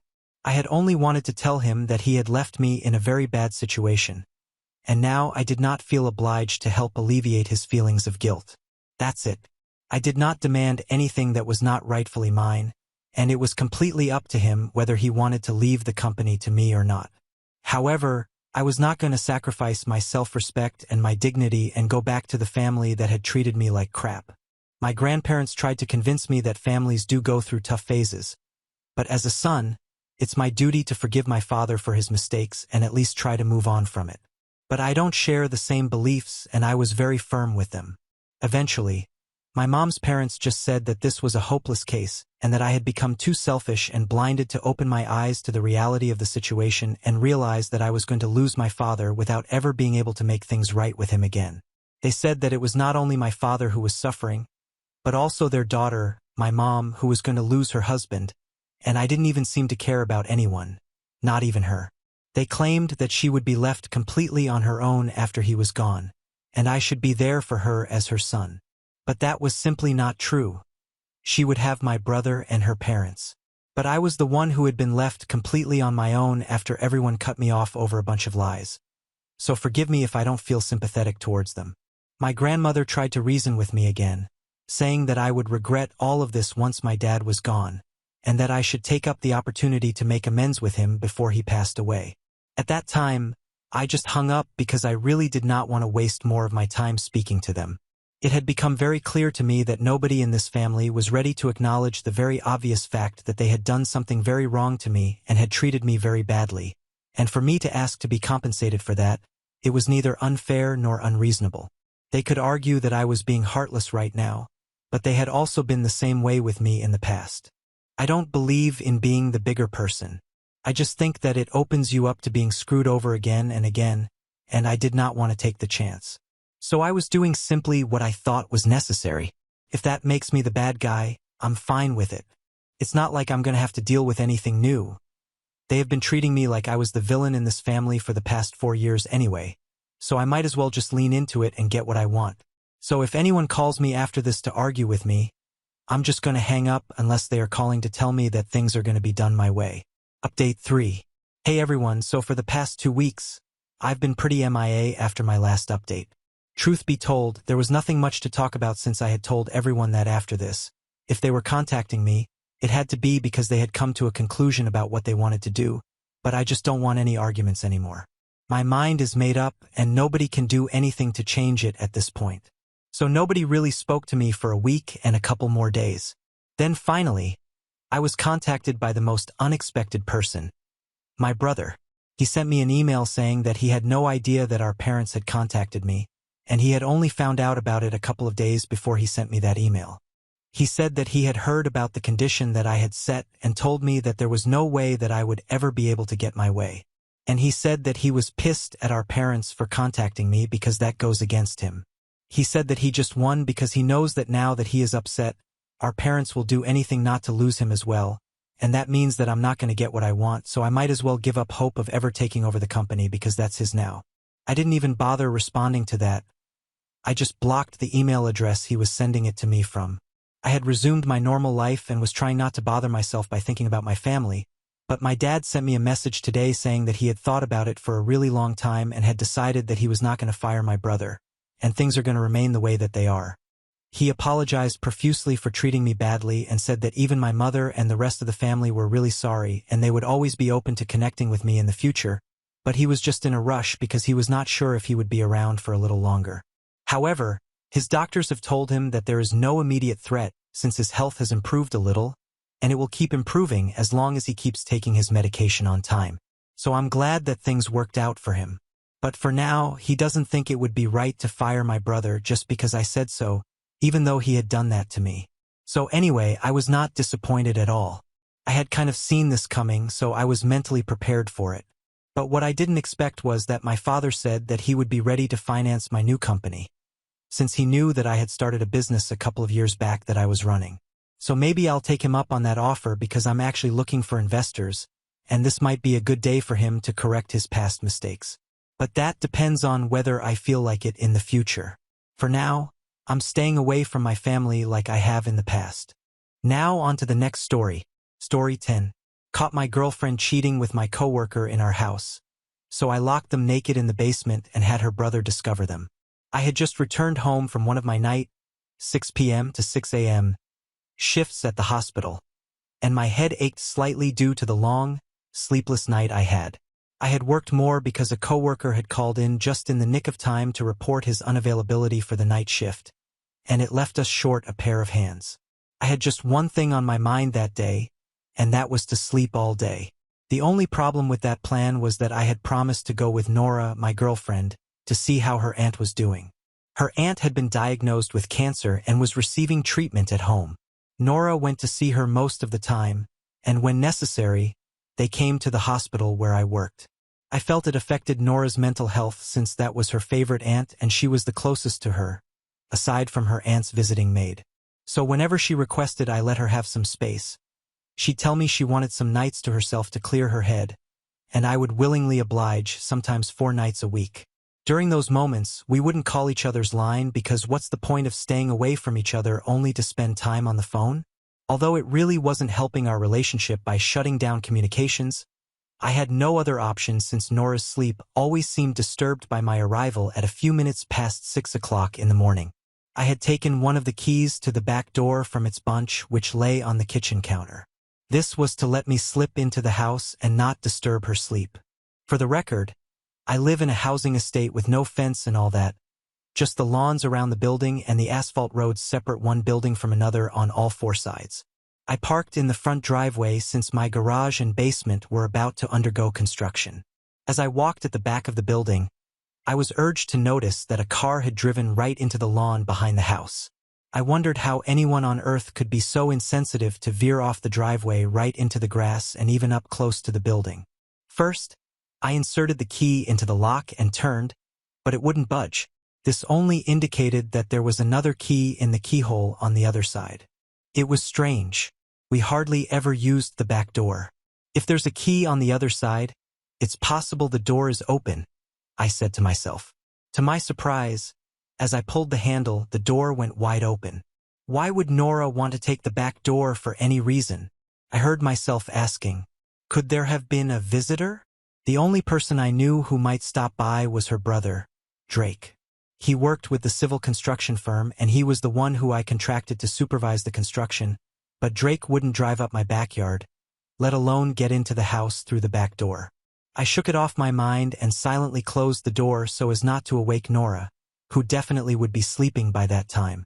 But I was in for another surprise. By muscle memory, I picked a strong, familiar scent in the kitchen. It was the cologne of someone I knew. Frank, my coworker who had been absent. The scent got stronger as I made my way through to the staircase and eventually upstairs, but it had to be my mind playing a trick on me. It was practically impossible for Frank to be at my house while we were supposed to be at work together. It was impossible. He was a good guy and I knew his girlfriend. In fact, he had only been to my house once before, and that was over a year ago. I also was not sure if he was really close enough to Nora to want to stop by my house. And if there was an emergency, I knew who Nora would call. Yes, they had met a few times when Nora brought her aunt to the hospital, but that was normal. I imagined for the first time in my life that Nora could be cheating on me, but I quickly shook off the thoughts as I made my way to the bedroom door. All I wanted to do was sneak into bed and have a full day off. But as I got closer, I could hear the water running in the bathroom. Nora was bathing, nothing too strange, but wasn't it too early for that, at least for the Nora I knew? I knew she'd be surprised to see me in the bedroom because I had a tradition of buzzing the front doorbell while she trudged her way downstairs, heavy with sleep, to get the door. While a part of me wanted to sink into bed and knock it off, I knew I had to first get my scrubbing clothes into the washing machine. I grabbed an extra towel and made for the guest bathroom at the other end of the corridor since the washing machine was there too. But something besides the washing machine got my attention. It was a pair of boxers which weren't mine. For a moment I freaked out. I never wore the pair of boxers. Never. I tried to calm my head and ignore the glaring facts that were staring at me in the face. Nora had finished in the bathroom and must have heard my footsteps walking across the corridor, because soon the bedroom door flew open, and she stood with her towel wrapped around her body. "Sebastian," she cried. "How and when did you come home?" "Through the chimney," I said, faking a smile but burning with a billion questions inside. Questions that needed immediate answers. Questions that would save or destroy our relationship. "Wait a second, honey. Who owns this?" I asked casually, raising the boxers for her to see. I noticed her gasp in shock as she struggled to put her thoughts together. This was when I knew I had lost the relationship. I'd never felt the kind of heartbreak I felt in that minute since my life began. "Oh, those?" she said. I guess they belong to Drake." "Drake? Yeah, he was here last night to check out the basement and all that, and I think he must have forgotten it after he had a shower." "Oh, that's fine," I said, trying to make the moment easier for her. I quickly turned and got into the bathroom and turned on the shower, even before I took off my clothes. Everything was wrong with the answer she had given. Everything. For Drake was much bigger than the slim pair of boxers I held. He also couldn't have come back to inspect the basement because he did that while I was at home during the day yesterday and I personally dropped him off before going to work. And finally, the scent of the cologne on that pair of boxers was strong and unmistakable. Somehow, in the midst of it all, I chuckled. Could this have been the reason why he called in absent? Could this have been why Nora was always taking some days and nights off for her alone time? For how long had I been played on? By that time, I was done. I decided I was going to walk away from her, but not without letting her have her teachable moments. That moment thankfully came within the week. A few days later, I woke up at night with a horrible feeling. My instincts might not always be right, but that night I knew beyond all doubt that something was wrong. I couldn't tell what it was. I checked the time and it was 4 a.m. I just had this horrible feeling of everything not being all right. Nora was not on the bed and she wasn't in the bathroom either, but her phone was on the pillow. She never went anywhere without it, so why now? I picked up her phone, but it was locked. After serious brainstorming, I figured out the passcode. To say the least, I was baffled by the chat which was left on the screen. It was with the contact saved as Mom. I decided to follow through. My heart raced as I saw firsthand the depth of foolery I was in. I typed out the contact on my phone, and before I could complete it, Frank's name came up. I checked again and it matched. I got to the bottom of the conversation but could not believe what I saw. I quietly walked downstairs and went towards the basements. Sure enough, as I approached, I could hear coming from the basement quiet moans of Nora and a masculine voice as well as the accompanying sounds which proved what they were doing. I burned with such anger I'd never felt before. Standing in the shadows of the entrance door, I watched in pain as I was betrayed by the closest people in my life. They were too busy to see me, but their clothes were out the door. Then a thought occurred to me. I quietly shut the door, which happened to be the only entrance from inside, and locked it. Picking up their clothes, I headed into my room, took a brief shower, and left for work earlier than normal. I also found Frank's phone in his pants pocket and took it with me to work. Then I called Drake, Nora's brother. "Hey Drake," I said. "Do you think you and your team could start the job in the basement this morning?" "Yeah, sure," he said. I was feeling super restless, and sure enough, Frank did not report for duty. How could he? He was stuck in my basement.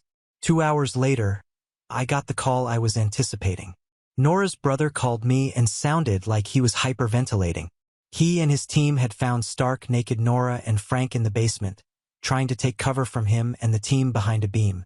I listened silently as he kept going on about what an a-hole his sister was and how embarrassed he was made out to be in front of his team, who were all local men who knew him and his family dearly. I could hear Nora frantically crying out about something in the background. He started apologizing profusely to me and said that he and his guys kicked but naked Frank out into the street. The aftermath was spectacular. But naked Frank was arrested for public flashing as one of my neighbors reported him. He also made it to the local news. My coworkers and I watched him get arrested on breaking news on our TV. Needless to say, he was indefinitely suspended from work. As for Nora, well, my buddy's good team made sure the word spread around the town like wildfire. The scrutiny was so much, I heard she quit her job and became a shut-in at her parents' place for months to follow. What happened afterward? I have no idea. Maybe she's still living in her parents' basement and screwing dudes secretly. Somehow, my coworkers were able to put two and two together and were extremely sympathetic to me, which felt nice. I took a few days off and packed all of Nora's stuff and called Bill to ask her to pick them up. One day when I returned home, her stuff was gone. She never attempted to contact me ever again, and like that, she was gone from my life, and I wish I could say I cared, but I didn't. There was just so much more to look forward to in life.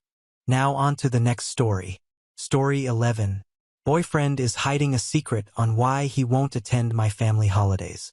So my family is kind of lovably weird in that they plan family trips well ahead of time to ensure a good deal on a rental house. I am talking 7 to 8 months. When we booked this year's vacation, I let Sam know the dates. I told him it would be the last week of July. I didn't expect him to remember it forever then, but thought I would give him the idea so we could both keep it in mind. I mentioned it casually maybe once a month as a reminder, like as in, "Oh, my dad wants to go on this hike." And several times he would say, "Oh yeah, what are those dates again?" And I would tell him. He even told my parents that he would go for the weekend of the week-long trip. They love him and they were so excited. He said that he would be able to come up for the first part of the trip for a weekend. I was completely fine with that. While I love my family, I recognize a so may not want to spend a week with someone else's family. I should add, I didn't expect him to use any PTO. He was toying with using one day, which I was thrilled by. The trip would be paid for by my family, house/food/alcohol, etc. It is a 3-hour drive away in a place he loves. I should add that last year, when my family was going to go to the beach for a week, I mentioned the trip a few times and he got annoyed, so I felt weird about it and stopped asking. I don't mean I was being obnoxious. I probably mentioned it once a month or so, because he got annoyed. I stopped mentioning it a month or two before the trip. About 2 to 3 weeks before the beach trip, I asked him what his plans were. He said he had spaced and completely forgotten and that he would be on call. It's non-medical. It's people calling out of shifts, so he has to be in town even though it requires no action. That weekend, he couldn't go. I was so disappointed. I really wanted to spend time at the beach with him and was only asking for a weekend. I talked to him about it a couple of times and I asked if he was nervous to spend time with my family or didn't like something about them. He assured me that that was not the case. We got into a fight and he said that he felt like he was a kid that missed an assignment and I was a teacher. It was really our first argument. This was almost 1 year into the relationship. He has hung out with my family maybe once a month or every 2 months for a couple of hours. We tend to do a meal and talk for a couple hours, then go see his folks and do the same thing. His family doesn't take a yearly week-long trip, so I understand if it feels strange to him, but I don't see him not wanting to spend 2 nights as a big, huge ask. The kicker is that earlier this year he complained that I had too many trips. I occasionally do girls' trips with my friends, and I've tried to plan an occasional trip for him and I that I think he and I would like. He loves camping, so a camping trip within a reasonable distance, in a city we both want to see, for example. When he said this, I said, I will make an effort to cut back on trips, but I don't want you to feel like you have to come on all of the trips. I want you to feel comfortable. The only trip I care about you coming on this year is spending a weekend with me and my family in the mountains. Maybe he forgot I said this, but this really sticks out to me. Essentially, I gave him a ton of notice, said it was really important to me. He told my parents and my sweet grandma that loves him that he would come for the weekend. Then last week, less than 3 weeks before the trip, I ask him what his schedule is like for July. He lets me know that, unfortunately, he is going to be on call that entire week and can't make it. He can, however, make it to the other trip going on that month to go party at a friend's place. Plans that were made several weeks ago. He told his work that the only week he couldn't be on call was the party house weekend. He didn't even attempt to ask me when my family trip was. I asked him why he didn't and he said, well, we did schedules at 4 p.m. That's kind of a weird time to text you. It's not. He offered to come up Thursday night, which is the last night of the trip, so he would arrive Thursday night and we would leave Friday morning after cleaning the house that morning. That does not sound like fun to me. I said, no worries on coming up for the last night. Honestly, I don't even want him to come at this point. He didn't offer any other alternative, so I can absolutely tell he isn't interested in coming. We were supposed to move in together, but this plus a bunch of other stuff. I sat him down a couple days ago and I said, I can't move in. There are just too many concerns. He was upset but said he understood. The other concerns on my end include him not being super verbal, him not wanting to talk on the phone or text much. This has gotten slowly, painfully better. Him not being incredibly motivated to switch jobs. He's been miserable for years, and I have helped him edit his resume, sent links, tried not saying anything, tried being supportive. I have tried everything. I know it is up to him. Different drives, sex being much lower, different ideas of how often to go out. I like an occasional brewery, and he would prefer to stay at home and watch Netflix. Different ideas of diet. He doesn't really like fruits or veggies and eats out a ton. Getting a little better, but I eat fairly healthily and I exercise 3 for X a week. Honestly, sometimes I wonder, is he even that into me? Then he will come over and be all cuddly and sweet and excited to see me. I never experienced something this confusing before. The verbal stuff and texting and eating were getting better, so I naively thought he would come on this trip this time. He is sweet and kind and funny and very affectionate and loving and caring, but I think I have hit my limit. Am I being unreasonable here about the vacation? Is it ridiculous to expect a so to come on part of a family trip 2 years in? Update. Me, 27F, with my boyfriend, 29M, of 2 years. He keeps promising to go on family trips with me, then backs out at the last minute. He won't give any reason why. Well, it's been 3 weeks, and a lot has happened. First of all, thank you to everyone that took the time to read and respond. I sat him down the day after making that post and I broke up with him. He was devastated. Didn't see it coming at all, even though I had said we should wait to live together and we'd had a discussion about me being unhappy. I didn't cry. I wasn't even that upset, I think. Tells me that I was getting over the relationship slowly and had known for a while that it wasn't meant to be. I mentioned the trip situation as well as the different sex drives and some other reasons. He asked if there was anything he could say or do and I said no. I was very nice to him but very firm that it was over between us. I left that evening and we met up a week later to talk at his request. We have some friend overlap, so I thought it might be best. He told me he never thought I would leave. It never even crossed his mind that I would ever be frustrated enough to go. He said that several times. That he always thought there was always tomorrow to make things better. That was odd to me. I mean, we had like 5 to 6 conversations over the 2 years with me saying, hey, I am not feeling loved and I am not feeling fulfilled here. Here is where it gets bizarre. He told me that the reason he hadn't wanted to hang 2 nights in a row ever and just did his own thing and never wanted to grocery shop together or go do things was that he was preparing for moving in together for a full year by getting in his bachelor time as he could. I asked if this was a conscious decision and he said yes. That just blows my mind.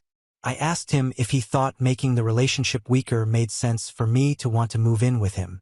He said, well, when you put it like that, no. I'm baffled. I don't know whether to believe that explanation or not, but it really doesn't matter. It just affirmed I made the right decision. something I have not doubted for a second. Of course, now he's all chatty Cathy and trying to show me he cares, but I told him we need to not talk anymore. There is literally nothing he could do that could change my mind. I told him that an effort after a breakup feels hollow to me, that I don't want a foundation like that for my relationship, that actions taken after a breakup are typically just to reduce pain. They aren't real change.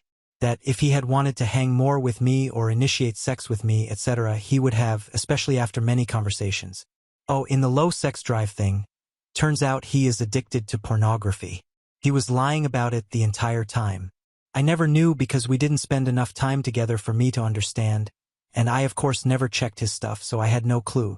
Usually I am intuitive, but I trusted him when he would turn me down after I was gone on a 7-day trip that it wasn't because he had done things a bunch. The fact that he was lying about it and chose to do it overseeing me, it's so disappointing, but I know I can do a lot better. He told me he would think about me and want me, but it was just easier to do things himself rather than call me up. I told him numerous times I would love to spontaneously come over. It's a 15-minute drive, and he never once took me up on that. I am not going to let it make me feel badly about myself though. I know there have been people in the past that really enjoyed sex with me, and there will be someone in the future. I am over it. He told me that it wouldn't be an issue if we got back together. That is insulting, because either he just wasn't interested in sex with me but suddenly is if it means we can get back together, or he was just lazy about it or something. I don't know which is worse. He said he feels like he made the biggest mistake of his life. I knew he didn't have a lot of relationship experience, but damn, 29 seems like a tough age to learn this particular life lesson. To value what you have and not take it for granted. Peace. I am on the trip now with my family and having an absolute blast. Not 1 ounce of me has missed him or wished he were here. Now on to the next story. Story 12. I made an Indian sweet dish for my BF's friend's dinner party. His friend's wife added cinnamon because it looked too white. When I posted about it online, my BF chose his friends over me. My boyfriend, 28M, and I, 22F, met at work 2 years ago. Technically, I was working part-time during undergrad and he was a customer, but after a couple of months we started going out. I really love this man and nothing has happened on this scale before, so I'm very confused about it. My BF has a very tight group of friends. I am well acquainted with them and their girlfriends. One of them, Dave, is just as married to Ellie, fake names. Ellie is an excellent cook and often hosts dinners, and everyone brings a dessert to those dinners. I am the youngest in the group, so most times they brush off my requests for contributing or bringing in a dessert. However, the last time I asked Dave and Ellie if they wanted anything like wine or some sweet dish for dinner, they said I could bring one of those sweet dishes I make for my boyfriend. I'm Indian, and even though I can't cook as well as my mom, and I'm well in a different country for studies, I called my mom up and had her teach me properly how to make a specific Bengali sweet, which is my favorite. I had my friends taste it and they said it was great. My boyfriend ate some and said it was excellent. Except, last night, I greeted Ellie and kept the dish in the kitchen. When the food was brought out and my boyfriend told everyone I made it, I saw that someone had added cinnamon powder to the sweet. You never have the sweet with cinnamon powder. The dessert tasted like cinnamon and I felt horrible. Though everyone said thank you, and it was good. I think my face gave it away and my boyfriend took me aside and said that Ellie had told him that my sweet looked too white and thought some cinnamon might bring some color into it. I don't know, I just felt awful and I started to tear up.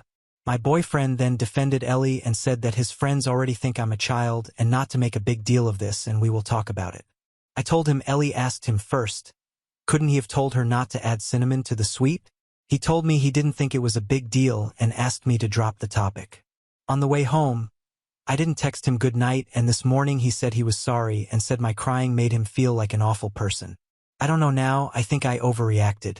Mini update. Ellie saw this post. My boyfriend texted me to see if it was me. I said yes. He said we needed to talk. For safety purposes, my best friend will be here. I don't know, I never expected my post to blow up. Update 1. He said he needed space from the relationship. I think with the way this post blew up and what happened because of a post, I should clear up some things. I never asked if I should leave my boyfriend for this. I asked if this was an overreaction, my crying. But having thousands of people tell me this was racially charged, Ellie wanted power, my BF is shitty, etc. My brain went haywire. BF called yesterday, and when I got there, his house with my best friend, Dave, and Ellie were there. Ellie was crying and Dave looked really pissed at me. My BF told me to sit down and Dave started with, "How could I make a post that most of the people in the dinner party would recognize and know and could shame Ellie and my BF?" My BF was silent and wouldn't even look at me and was only shaking his head.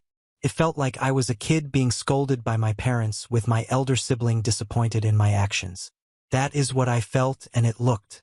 I admit it was very spineless of me, but Dave went on for like a minute and I was just looking at my BF waiting for him to defend me. I asked Ellie why would she alter my dish after telling me to bring an Indian dish? She said she thought Indian food would be brown. This woman has more Indian friends than me and she thinks Indian food is brown. She grew up in the UK, FFS, and I felt so defeated. The comments, my friends, and people around me telling me his friends came first to him, not me. He said he didn't think the sweet was a big deal. I told him I would never let my friend alter something he spent 3 days learning, getting people to taste it, and got his mom involved in. He saw I put a lot of effort into it, so why let her alter it? Why couldn't he ask me? Ellie started to cry and say that she wasn't being racist and she wouldn't know that I put effort into it and now she couldn't host dinners again. I said I used fake names, so why does it matter unless she and Dave went around telling people? BF told me he didn't expect this from me. My best friend piped up that he expected that my BF would have a effing spine. So I guess they were both disappointed. My ex-BF told me in front of Dave and Ellie that he needs some space. I told him to get lost. I do know what my best friend said to him after that, considering I left BF's flat. I kind of tripped in the metro station, so now I'm crying on my best friend's couch with an ice pack while his BF keeps giving me peach snaps and my relationship has toppled over. I wouldn't have stormed out had he looked at me once. He just looked 100% on Dave and Ellie's side and acted like I was the one with the problem when she caused me hurt. If his friends come first when they cause me hurt, where would I have been if I decided to marry this man? My friends are good to me and are acting like I'm some fragile glass. I even heard my best friend and his brother whispering loudly from the kitchen and his elder brother wanting to threaten him via Insta DMs. I hate that this has come to this, considering I have always been the mom friend to my friend group. I'm drunk while writing this, so have some grace in the comments. Also, if you'll be an incel like those people in my DMs telling me I'll never keep a man if I'm this dramatic, please go away. I just thought I needed to update. That's it. Thanks, guys. Edit. Guys, this is the first time I faced what you'll have been calling racism. TBH, I didn't see Ellie putting cinnamon into my rasala as racism. I was just hurt that my days of hard work was ruined. That's it. I understand I need to work on my self-esteem and not let people walk over me. My best friend's elder brother, he's a doctor and is super pissed at my ex-RN because he didn't know what happened. Booked an appointment with a therapist he knows as he thinks I need mental help to not normalize aggressive behavior. I'm sorry for ranting on Reddit, but I guess that's where I am. Both my best friend and I will be going. He had been there for some time before and the situation is tense at home because Dada, bestie's brother, didn't know what was happening and tore my friends a new one for not protesting when Dave said shit to me. I still haven't told him it was over a Reddit post and that I'm writing here. Do I feel awful and I don't know how to tell my mom she was right. I wish I never went out with him. One of my ex's friends from the dinner party asked me if I really left my ex over a dessert, so I guess that's what he told people. It hurts.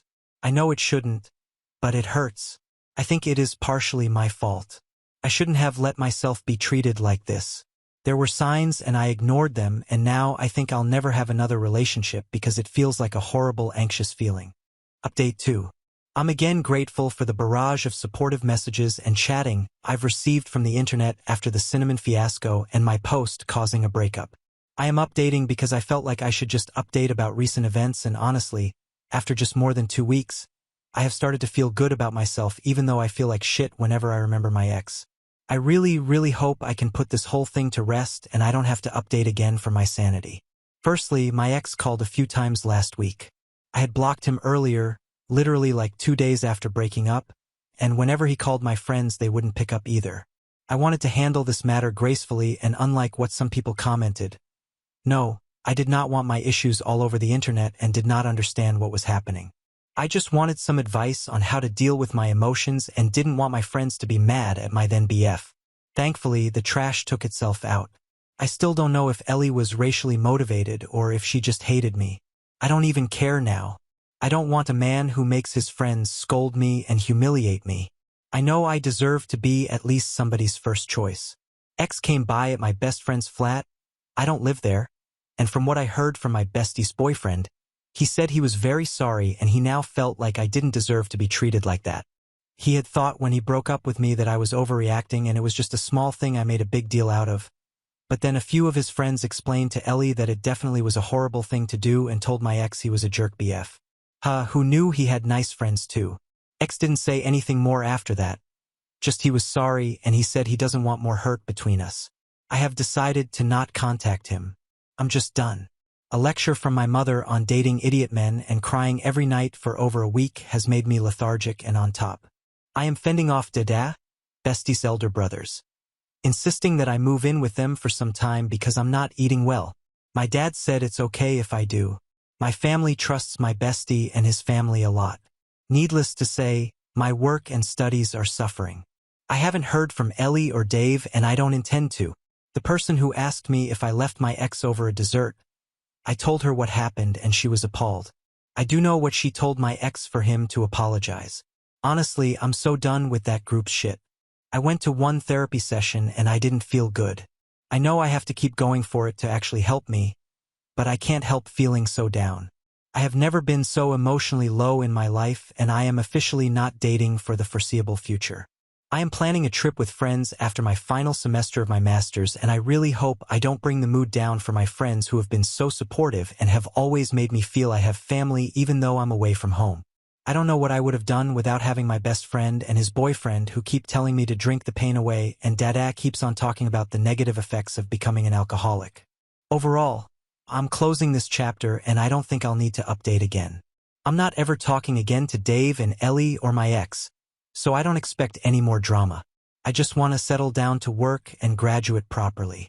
OP clarifies. Oh my God. I have not started drinking, guys. I rarely drink and just cry. The alcohol thing was a joke. Now on to the next story. Story 13. Met my wife at my cousin's bachelor party where she was working as a stripper. We fell in love, had 2 kids, and kept her past secret from our religious family. 8 years ago, my cousin Joe was getting married. He invited me to his bachelor party. It was me and a bunch of his weird friends I was uncomfortable around. I spent the whole night nursing a beer, waiting for it to end.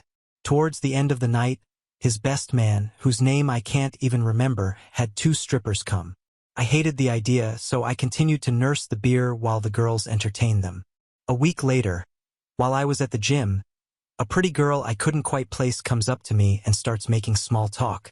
I ask how I know her, and she says she was the entertainment at a party I was at. I was surprised by how different she looked compared to that night. Long story short, I end up asking her out. Her fake name is going to be Audrey. Turns out Audrey's only been stripping for a few months. I believed her, but their friends have confirmed it. And she ends up quitting a few weeks after we start dating. I was clearly uncomfortable with it, and she didn't really like it. She's never been ashamed about it, but we haven't told anyone in our family about it, and Joe kept his mouth shut because I asked him to. She's still friends with some girls who still strip, and I think that some of my friends put 2 and 2 together but haven't been rude or anything, just made the usual I'm jealous jokes.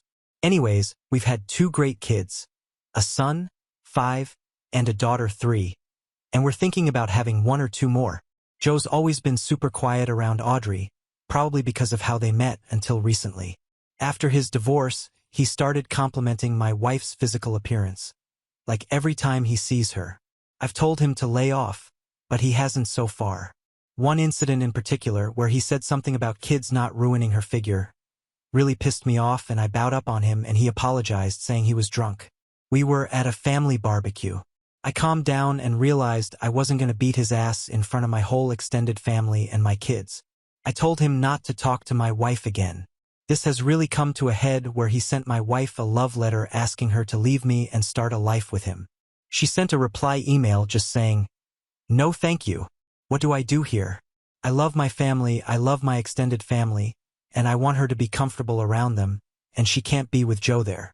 Audrey doesn't want me to tell my family he's making her uncomfortable because she's afraid Joe will let out the fact that she used to be a stripper. I told her I'd be okay with it, but she's pretty adamant on not wanting them to know.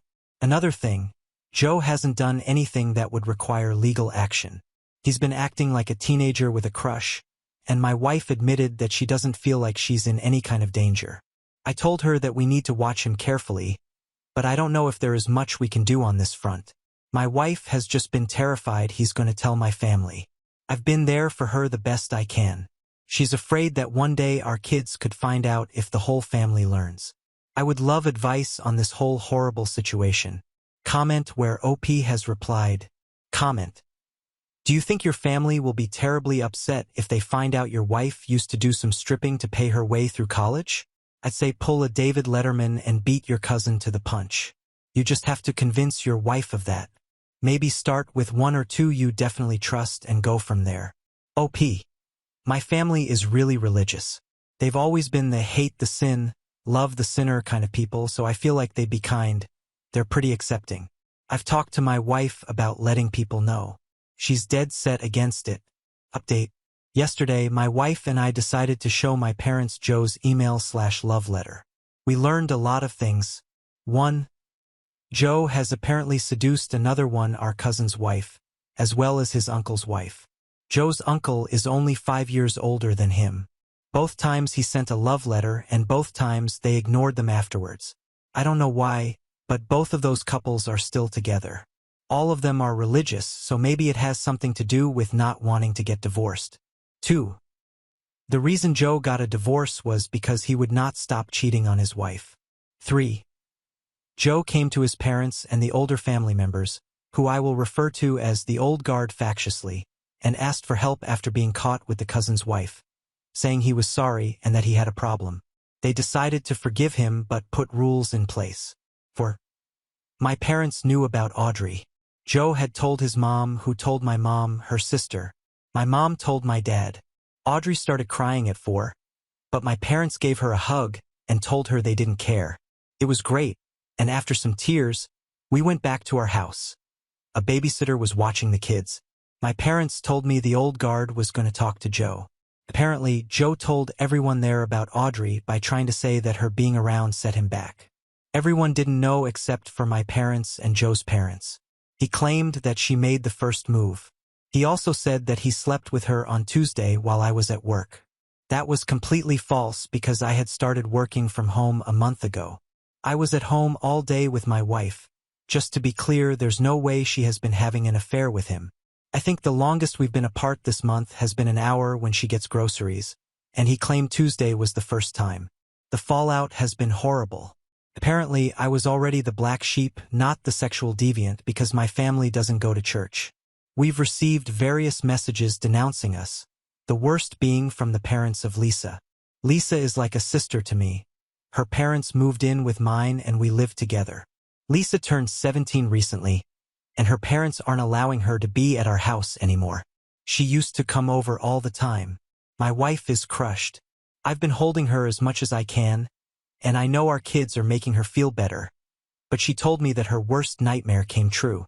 She still thinks going to my parents was the right idea, though. My parents are still supporting us.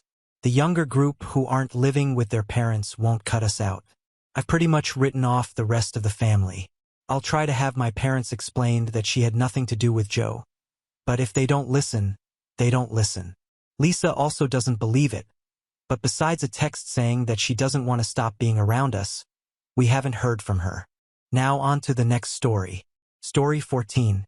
Gave my daughter $50,000 because she had to pay her own college while her siblings got $100,000 each. Now my middle daughter demands the same amount for her wedding and won't talk to us.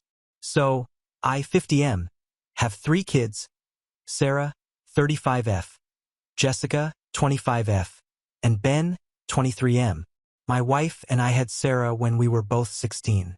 It wasn't easy, but with both our parents' support, we could finish college while we raised her. When it was time for her to go to college, we didn't have the money to help her, so she took out loans and paid for them herself. We learned from our mistakes and started saving for her siblings, Jessica and Ben, who got around a $100,000 college fund and had no debt. Through all of this, Sarah never complained. She finished her education, got a fantastic job, and could repay the loans in just 3 years while staying with us to save as much as possible. She has also helped us a lot with babysitting her younger siblings and has always been selfless and helped out in any way she could, maybe even to a fault. So, when she told me 5 years ago she was getting married, I talked to my wife and told her how bad I felt we never did anything for her and that I wanted to give her the inheritance I got from my grandmother, which was around $50,000, to help pay for her wedding and down payment on the house. Luckily, my wife agreed, and even though she didn't really need it, I know it meant a lot to her. The issue is this. Jessica is getting married next year and had assumed we would plan a similar gift for her. She was quite surprised when I told her that we never discussed such plans and, even if we wanted to, we didn't have the budget for it. She told us it wasn't fair that we paid for her sister but would not do the same for her. I tried to explain the situation, telling her that in the long run, we spent twice as much on her and her brother as we ever did on Sarah. However, she insisted that Sarah was already well off, noting that Sarah and her husband had paid off their house and were doing extremely well financially. I told her that this had nothing to do with how much money her sister had. This was us finally being able to do something for our oldest child who had to sacrifice so much because we had her at such a young age. She didn't take it well, left angry, and won't speak to us. My wife thinks we should maybe take out a small loan and give her the money because she isn't used to not talking to her kids and is sad she is being left out of the wedding preparations. She is even afraid of us not getting invited to the wedding. But I have put my foot down and won't budge because she is not entitled to our money now. Even Sarah is saying that this is getting out of hand and even offered to help pay half the money. But personally, I'm at a point where I'd rather burn the $50,000 than give it to her. Sarah and my wife think that this is not worth destroying our family over, but I think that giving in will only make her more entitled in the long run. Update: November 24th, 2024. Thank you all for the fantastic comments and personal messages from my last post. After reading the comments, I felt even more convinced that I was in the right, so I sat down with my wife to talk. Following many of your suggestions, I showed her the post and asked her to read it. She wasn't happy, especially when she saw how many people had read it, but she was also really curious. This has been on her mind a lot lately, and she wanted to know what all of you were thinking. She had a few issues with my comments. She believes that when I said I would rather burn the money, it indicates I need to change my approach to problem solving. While it might be easy for people on the internet to suggest that parents cut off contact with their child, she is not ready to lose her little girl. Additionally, she thinks my statement about doing my duty and wanting to take care of myself comes across as selfish and is not something a parent should say. She believes there is a reasonable compromise. Instead of giving her the full $50,000, we can offer her half for the wedding. This way, we can cover most of the expenses from our savings, borrow the rest from Sarah if needed, and pay her back within a year. I told her right away that I was not going to do that. I told her that we could separate our finances and that she could return to work full-time to help Jessica pay for the wedding. However, I made it clear that I was done. As selfish as it may seem, I don't feel obligated to Jessica anymore, and I want to enjoy my life while I still can. She replied, as she always does, that I am stubborn, and she would take that step if it meant keeping the family together. I told her it was fine, but not to come to me complaining about her health when she went back to work full-time. A couple of days ago, she came to me and said that she agreed with my proposal. We made a plan to open a joint bank account where we would deposit our monthly expenses. After that, we can each use our personal money however we like. We decided on an amount to keep in our savings account for emergencies and agreed to split the remaining funds 50/50. I even agreed to cover 60% of the money needed for our joint expenses. This is the first time we will have more than one bank account, so I'm a bit nervous about how it will turn out. I also believe she mentioned talking to her boss about working more hours, but I want to avoid getting involved in that discussion. I spoke with Sarah and expressed my concerns about giving Jessica any money, which I believe is a bad idea.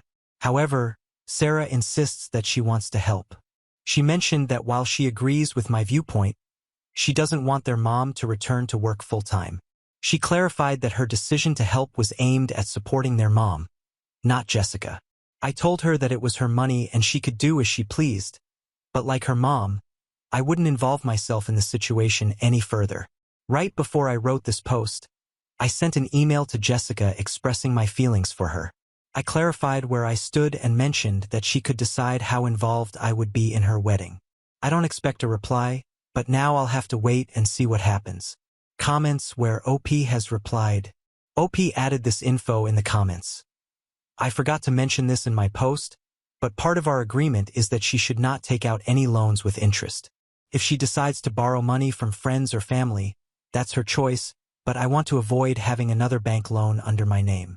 However, I am confident that she won't need to borrow much if she only gives $25,000 for the wedding, especially since it appears that Sarah is planning to cover half of that amount, which, again, I still think is a bad idea. Commenter: you know these three are making a mess you will have to clean up. Ideally, you would nope out, but $50,000 in debt.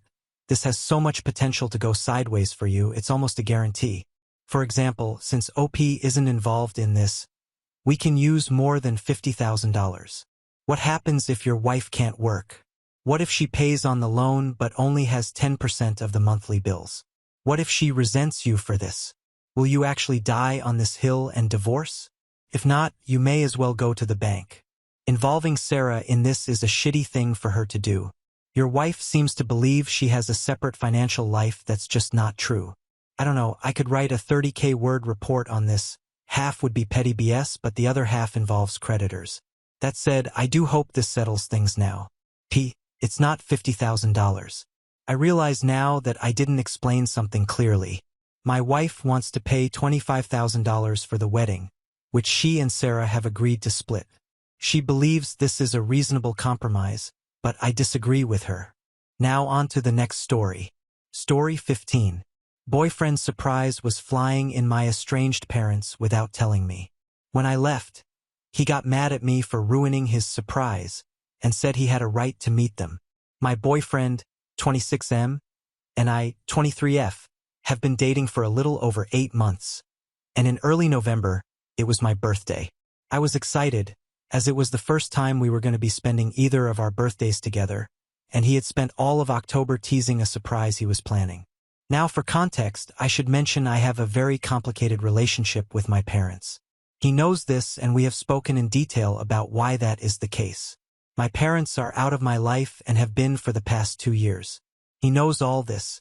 Because of my relationship with my parents, for the last couple of years, I spent my birthday with my best friend who I consider family. So when my boyfriend let it slip on my birthday that the surprise he had planned was a family dinner, I had sort of assumed it meant my sister and her husband and my friend and her partner.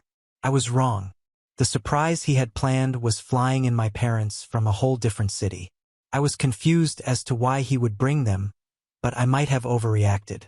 I don't think I even stayed there for more than 30 minutes before I walked out of the restaurant and drove home. I don't really remember much of it. I just couldn't sit there and listen to my parents belittle me while my boyfriend was sitting there. The next day, my boyfriend showed up to my place. I knew we were going to talk about the previous day, but I guess was expecting him to apologize. He didn't. Instead, he got angry at me for ruining the surprise he had been planning for a long time, and he said he just wanted to give me a chance to have a normal relationship with my parents. I understand where he is coming from, I guess, but I really didn't appreciate the way he went about it. I told him this, and he wasn't really receptive. He just said that as my boyfriend, he had a right to want to know my parents. I can really see what he means, but I can't help to still feel like I'm owed an apology. So, am I the a-hole for ruining my birthday surprise? Comment where OP has replied. Comment: oh my gosh, you're so NTA. Your boyfriend, however, I suspect this isn't the first time he's disrespected you. He has no right to know your parents, your siblings, your friends, your bank balance, or even your favorite color. Does he always make everything about him? OP. What really surprised me is that it really was the first time. He's always been really sweet and thoughtful. It didn't even cross my mind he would have done something like this. Update: December 1st, 2024. First of all, sorry for not replying to any comments at all. I got overwhelmed by the amount of attention the post was getting, and I didn't really know how to deal with over 100 people telling me to break up with my boyfriend. We did break up. I wish I could say I confronted him with all the comments and their carefully constructed arguments. Don't get me wrong, they definitely did help me, but I am terrified of conflict, so it's probably not the dramatic update a lot of people were hoping for. I should say we did technically make up the day after my birthday surprise/ambush. I posted about it because I was feeling discontent with how we resolved things. Now I see it's because things weren't resolved at all. He just made me apologize about it without giving me an opportunity to be angry. I thought I could tell him to come to my apartment next week so I had more time to figure out a natural way to bring it up, and then when we had a conversation about it, we could move on from it. I ended up bringing it up after we had lunch together yesterday while I was driving him back to his place. I hadn't even meant to do it, but I didn't know how to behave with the underlying anger that I now had. So in the end, I just asked him why he had done it, trying my best not to sound angry, as I generally don't like being angry. He said he wanted to get to know the people that raised me. His answer was for a lot of reasons, but the biggest one is that I have literally told him that my older sister is the person that raised me. When he met her and her husband, we all joke that it was like meeting the parents. I told him that he had every right to want to meet whoever he wanted, but he had no right to go behind my back and force me to be around people I have cut out of my life. The next thing he said is truly what made me break up with him. He said he doesn't understand how someone can stop talking to their family. I cannot stress enough how many times I've explained to him why I have stopped talking to my parents. He has asked more than once. After he said that, I think I had a realization he doesn't understand me. He has made no efforts to do so. So I told him that after I dropped him off at his place, I didn't want to see him anymore because I don't want to put in effort with someone that doesn't care about what I want. He didn't take that well, but his emotions are not my problem anymore. Right now, I mostly feel really sad. I know I'm probably better off in the long run, but breakups suck and I did love him. I think I'll be okay. I really appreciate everyone's support. We have reached the end. If you enjoyed this video, please be sure to like and subscribe to the channel for more videos like this, and give us your thoughts about the stories in the comments section. Thank you and see you in the next video.